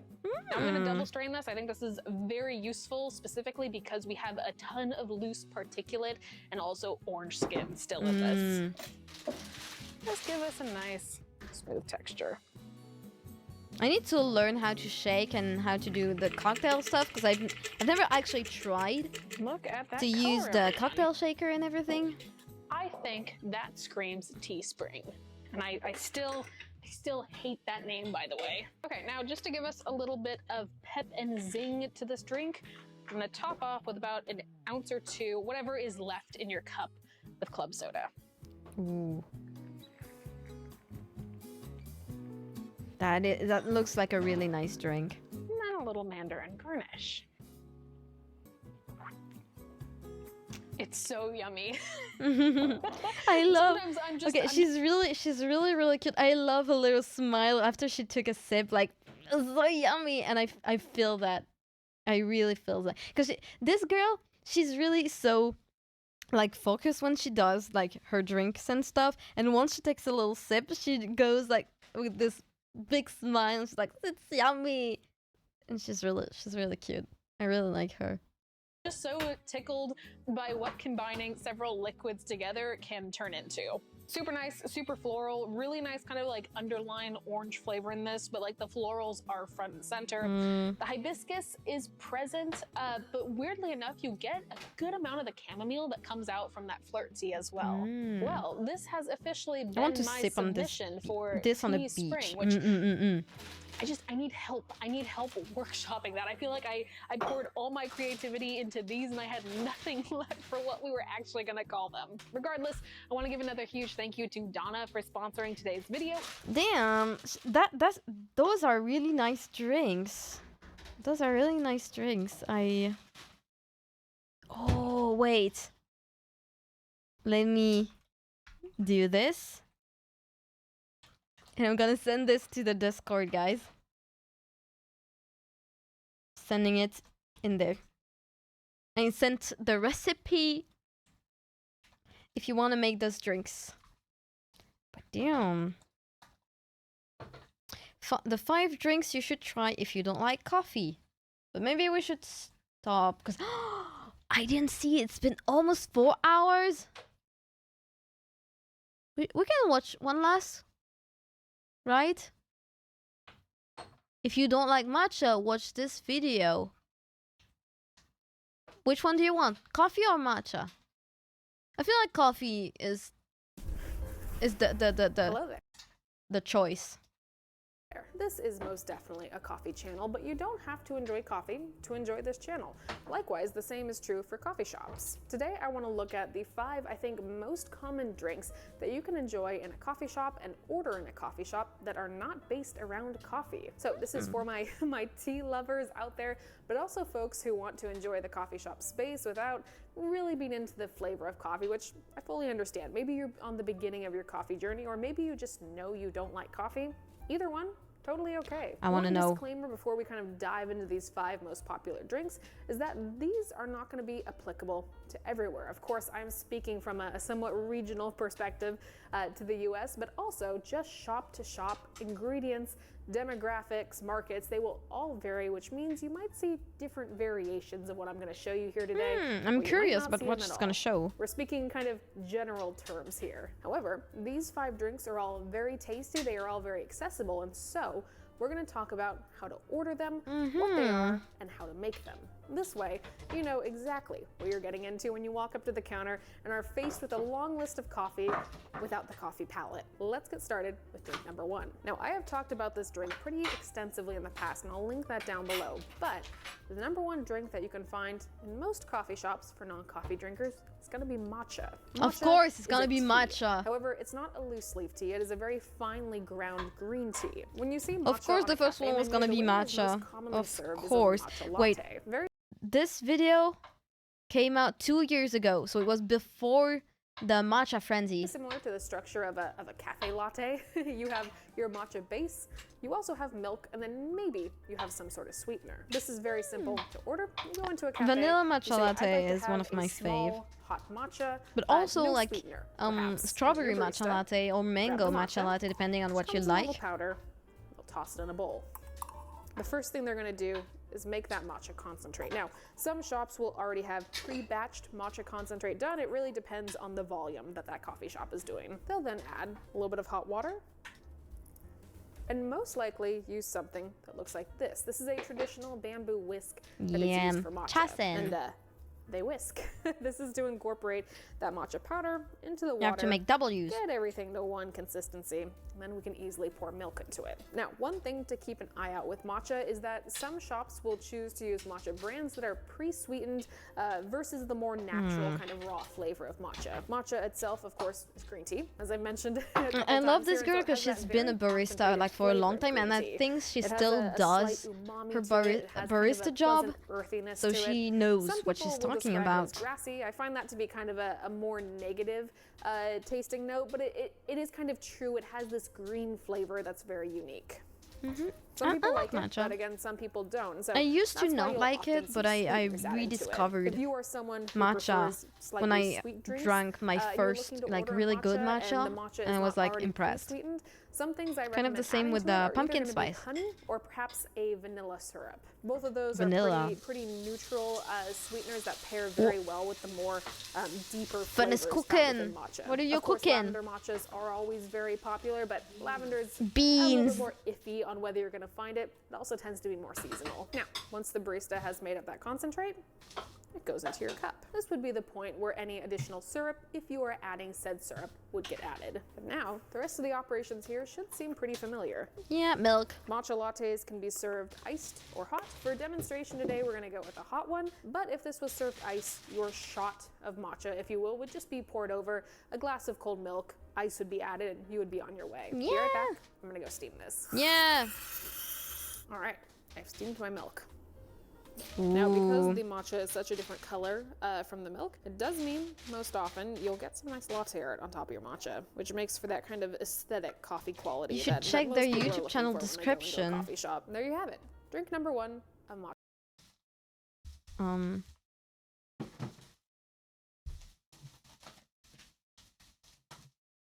Yeah. United States Barista Champion. World Barista Runner-Up. US Barista Champion Runner-Up. She is someone. She's really someone. Matcha latte. latte. Very simple It's to a order. very... You'll want to specify what size you're ordering. You'll want to specify It's a whether very you want light hot or cold. matcha, but I You'll feel like also her want to video specify is whether you want just... it sweetened or unsweetened. You'll get a drink that knows has what they talk about. a decent amount of caffeine in it still, while having a very lovely Matcha is really good. Also, if you don't, if you have never tried hojicha, you should try hojicha, guys. If you like chocolate, like hot chocolate or hot cocoa, you would love hojicha. Not bitter, because coffee can be perceived as bitter, but it kind of fits that less sweet category that people are often looking for in black coffee. I think it kind of does the same thing in the tea world. This is a great drink. I could talk about it all day. I have in a different video. Let's move on to our next one. I want to give a huge thank you to Blue. Oh, I don't care.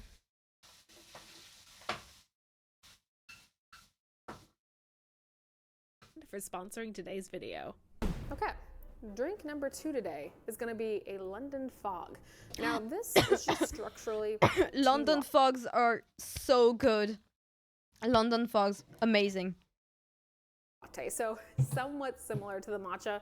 You will note that the running theme of tea tends to go through quite a bit of these. However, a London Fog is a very unique drink that has its own name. I love London Fog, especially if they're vanilla London Fog or hojicha London Fog. Is going to be known as Earl Grey. Now, this is a blend of black teas that is usually flavored with bergamot oil. Bergamot is a citrus. It's a very floral citrus, and so when you have the oil added to the tea, you get a lot of florality and kind of like natural sweetness, like perceived sweetness added to the really rich base flavors of the black tea. Super pleasant on its own. And then when you add some steamed milk to it, that's even better. So right here is a little sachet of Earl Grey, which it seems like I have now added quite a few of my own oils to, which is kind of gross. Regardless, if you go into a cafe and order a London Fog, you will be greeted with a tea latte.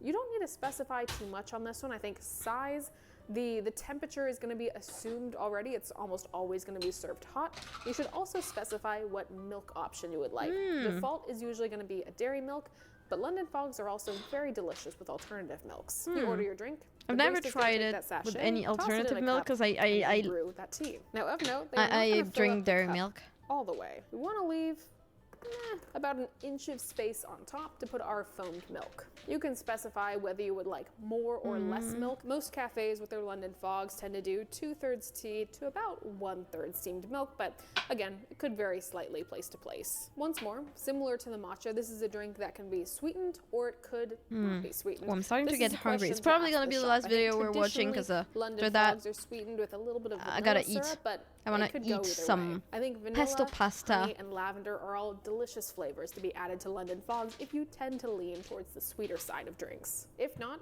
these flavors on their own, they're going to be great. Now, I happen to like a little bit of vanilla in my London Fog, so vanilla London Fog, amazing. I'll just add a little drop there. Of course, while this finishes steeping, I'm going to go steam up my milk real fast. Once your tea is steeped, remove the bag, and then simply enough, you layer that steamed milk on top into your latte. Ooh, that's so nice. I want that. Tastes like a thunderstorm on like a Friday evening. It is truly delicious and warm and comforting. I want that. Fun fact about the London Fog, and I'll just link the know that article this if I is can what find I'm it. gonna I believe do it was done by Sprudge, but tomorrow London Fogs probably didn't originate in London. Actually, I believe the name came from someone in Canada originally. Kind of interesting. Now, one last thing to note about this beverage is that this kind of format of drink, be it hot water, a tea, and steamed milk, can be applied to most teas. So while the London Fog specifically refers to a tea latte using Earl Grey tea, you can make tea lattes with anything. Yeah, that a cafe has hojicha on the London menu. Fog. If you are looking for something Amazing. that is caffeine free, perhaps look at their herbal teas. If you are looking for a green tea with milk, that's also delicious. Or you can do other black teas. But to me, with London milk Fog for is another not equally just delicious tea latte. This is a very versatile it's not kind just of drink structure. tea and London Fog milk is because specific that's to Earl just Grey, milk but again, tea, you can right? adjust it however London you Fog want. is I'm gonna take a sip of this one. I love London Fogs. it's about making like some sort of foamy milk. Let's move on to our next drink. Now, our third drink is one I am, well, frankly, I've been excited about all of these drinks, but this one especially is a coffee shop staple, specifically in the US.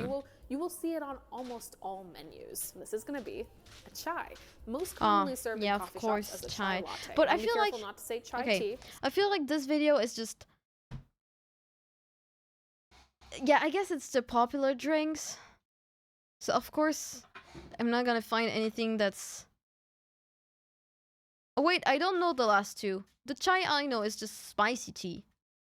Don't really care much. I mean, I love chai, but I don't care much to watch a whole section of a video of it, unless you want to, but... Beginning of the video, I can't guarantee that you'll find all of these drinks on your local coffee shop's menu, but I can almost guarantee that you will find this one. The next drink format that we're going to be looking at is a steamer. You most often see these kind of made for kiddos who are looking to have a coffee-like experience while their parents really don't want them to have coffee. But the steamer is a very versatile format that can be made into something that is lovely. I've never heard of it, actually. Caffeinated for you to enjoy. It is as much an adult drink as it is a kid's drink. Steamers are very simple. They're going to be a syrup. They're going to be steamed milk, and that's kind of it. Really?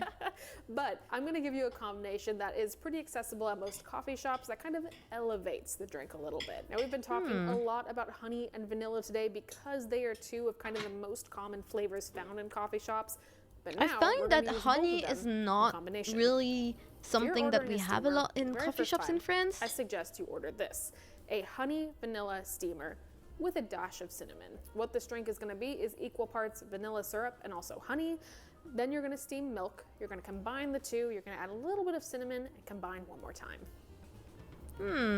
This takes I'm kind of excited about this. Warm, sweet steamed milk, and also adds a little. But bit you gotta love milk for easy to enjoy this. And most likely they will have I know most people don't really enjoy milk, right? Honey and vanilla.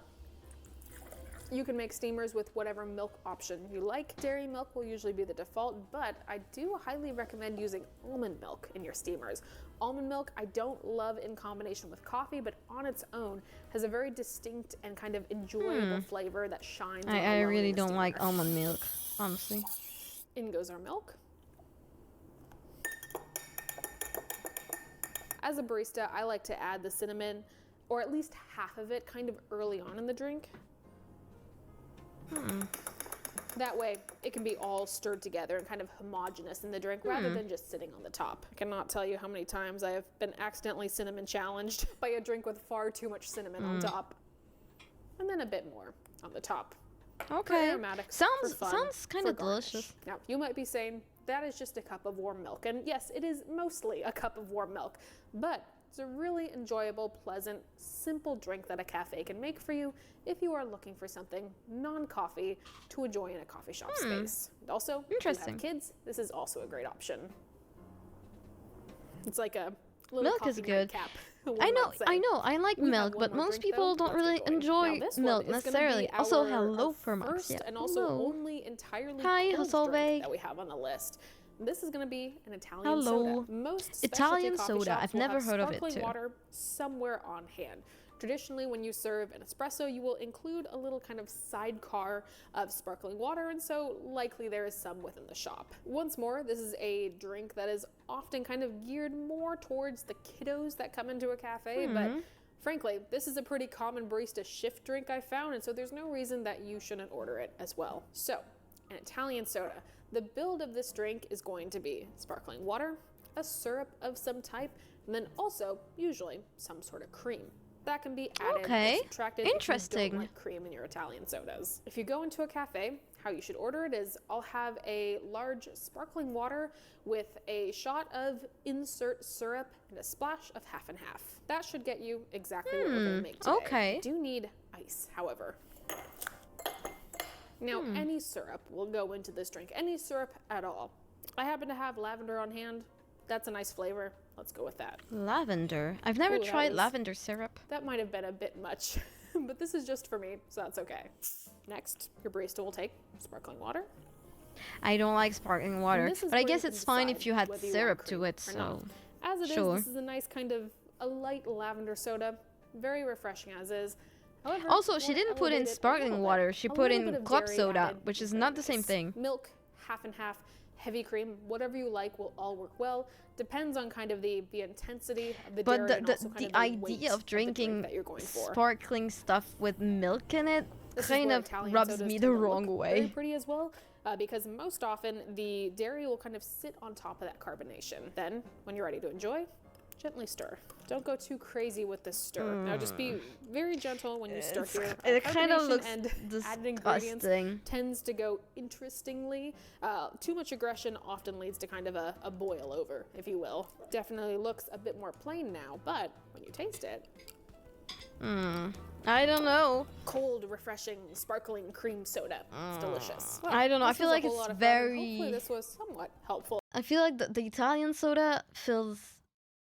It really feels like a US drink, you know? I don't know. But I'm judging based on what I think. I've never tried it, so I should try it and tell you. I might try it and tell you. But I don't know if I don't know what the equivalent of like club soda is in France. Club soda? Club soda. It's not something that we have. Carbonated water. So it is sparkling water. Club soda. Okay, interesting. Club soda is a form of carbonated water manufactured in North America, commonly used as a drink mixer. Sodium bicarbonate, potassium sulfate, potassium bicarbonate, potassium citrate. Sodium citrate is added to artificially replicate constituents commonly found in natural mineral waters and offset the acidity of introducing carbon dioxide gas. So it is just carbonated water. Okay, so it's artificial carbonated water. Okay. That's why they call it club soda. Because in Europe, when you get sparkling water, it's usually like natural sparkling water. Interesting. Interesting. I'll think about it because I really don't like sparkling water. I think it tastes funny. But I want to try it. Maybe I should buy like a small bottle. Just a small bottle. Oh, also, there we go. Small bottle, carbonated water. And try it maybe.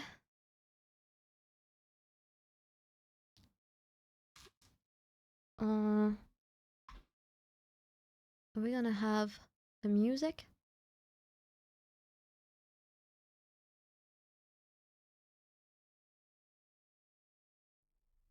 There we go. So club soda is artificially sparkling water. Yes. Yes.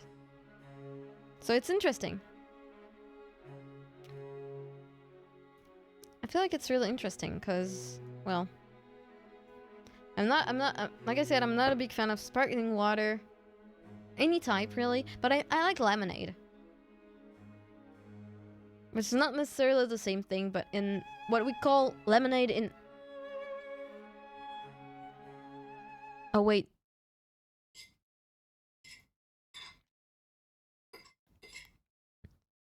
Okay, I made the music come out of the wrong...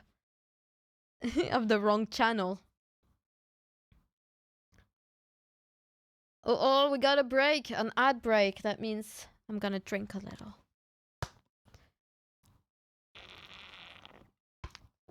That music is so dramatic. It's just spring too.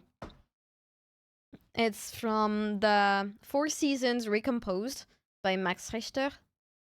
And it's an amazing album. It's an amazing take on the Four Seasons. And I saw it live last year. I went to the opera. And I went to the opera for the first time, and I went and we listened to this magnificent piece 2 years ago. Oh my god, it was 2 years ago, but it was so good. Going to the opera was exciting, and anyone can go to the opera. By the way, you should go and try. You should definitely. Anyways, I will. I'll probably send you somewhere. Let's see where I can send you. Let me see. Let's make a little raid. Where can I send you? I could send you to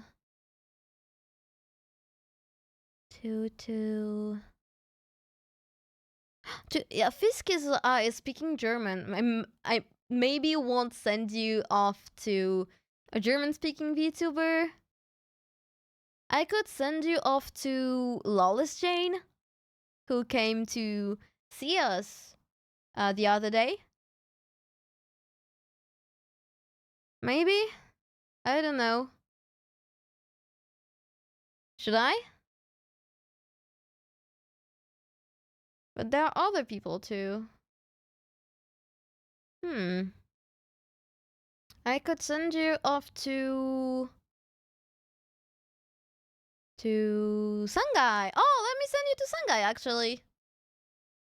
Let me send you to Sangai. She's playing Devil May Cry 3. It's gonna be really fun. Okay. Let's raid Sangai. She was there at the beginning of the stream. Do you remember? She's the Italian lady with whom we played some Yap Yap last week. This week. Earlier this week. And I'll say goodbye to people of X and YouTube. Thank you so much for staying with us. Don't forget to follow me on Twitch. It's same username as everywhere, so Shubley, SHUBBLEY. Thank you. I'll see you tomorrow. Bye bye, bye bye Twitter, bye bye YouTube. And it's just us. Everyone, don't forget to tune in on the raid. Please, please, please, please, please. Let's send a big raid to Sangai. And I will see you tomorrow for more yapping about something. Or playing. We'll see. Bye. Bye-bye. Bye-bye. Bye-bye.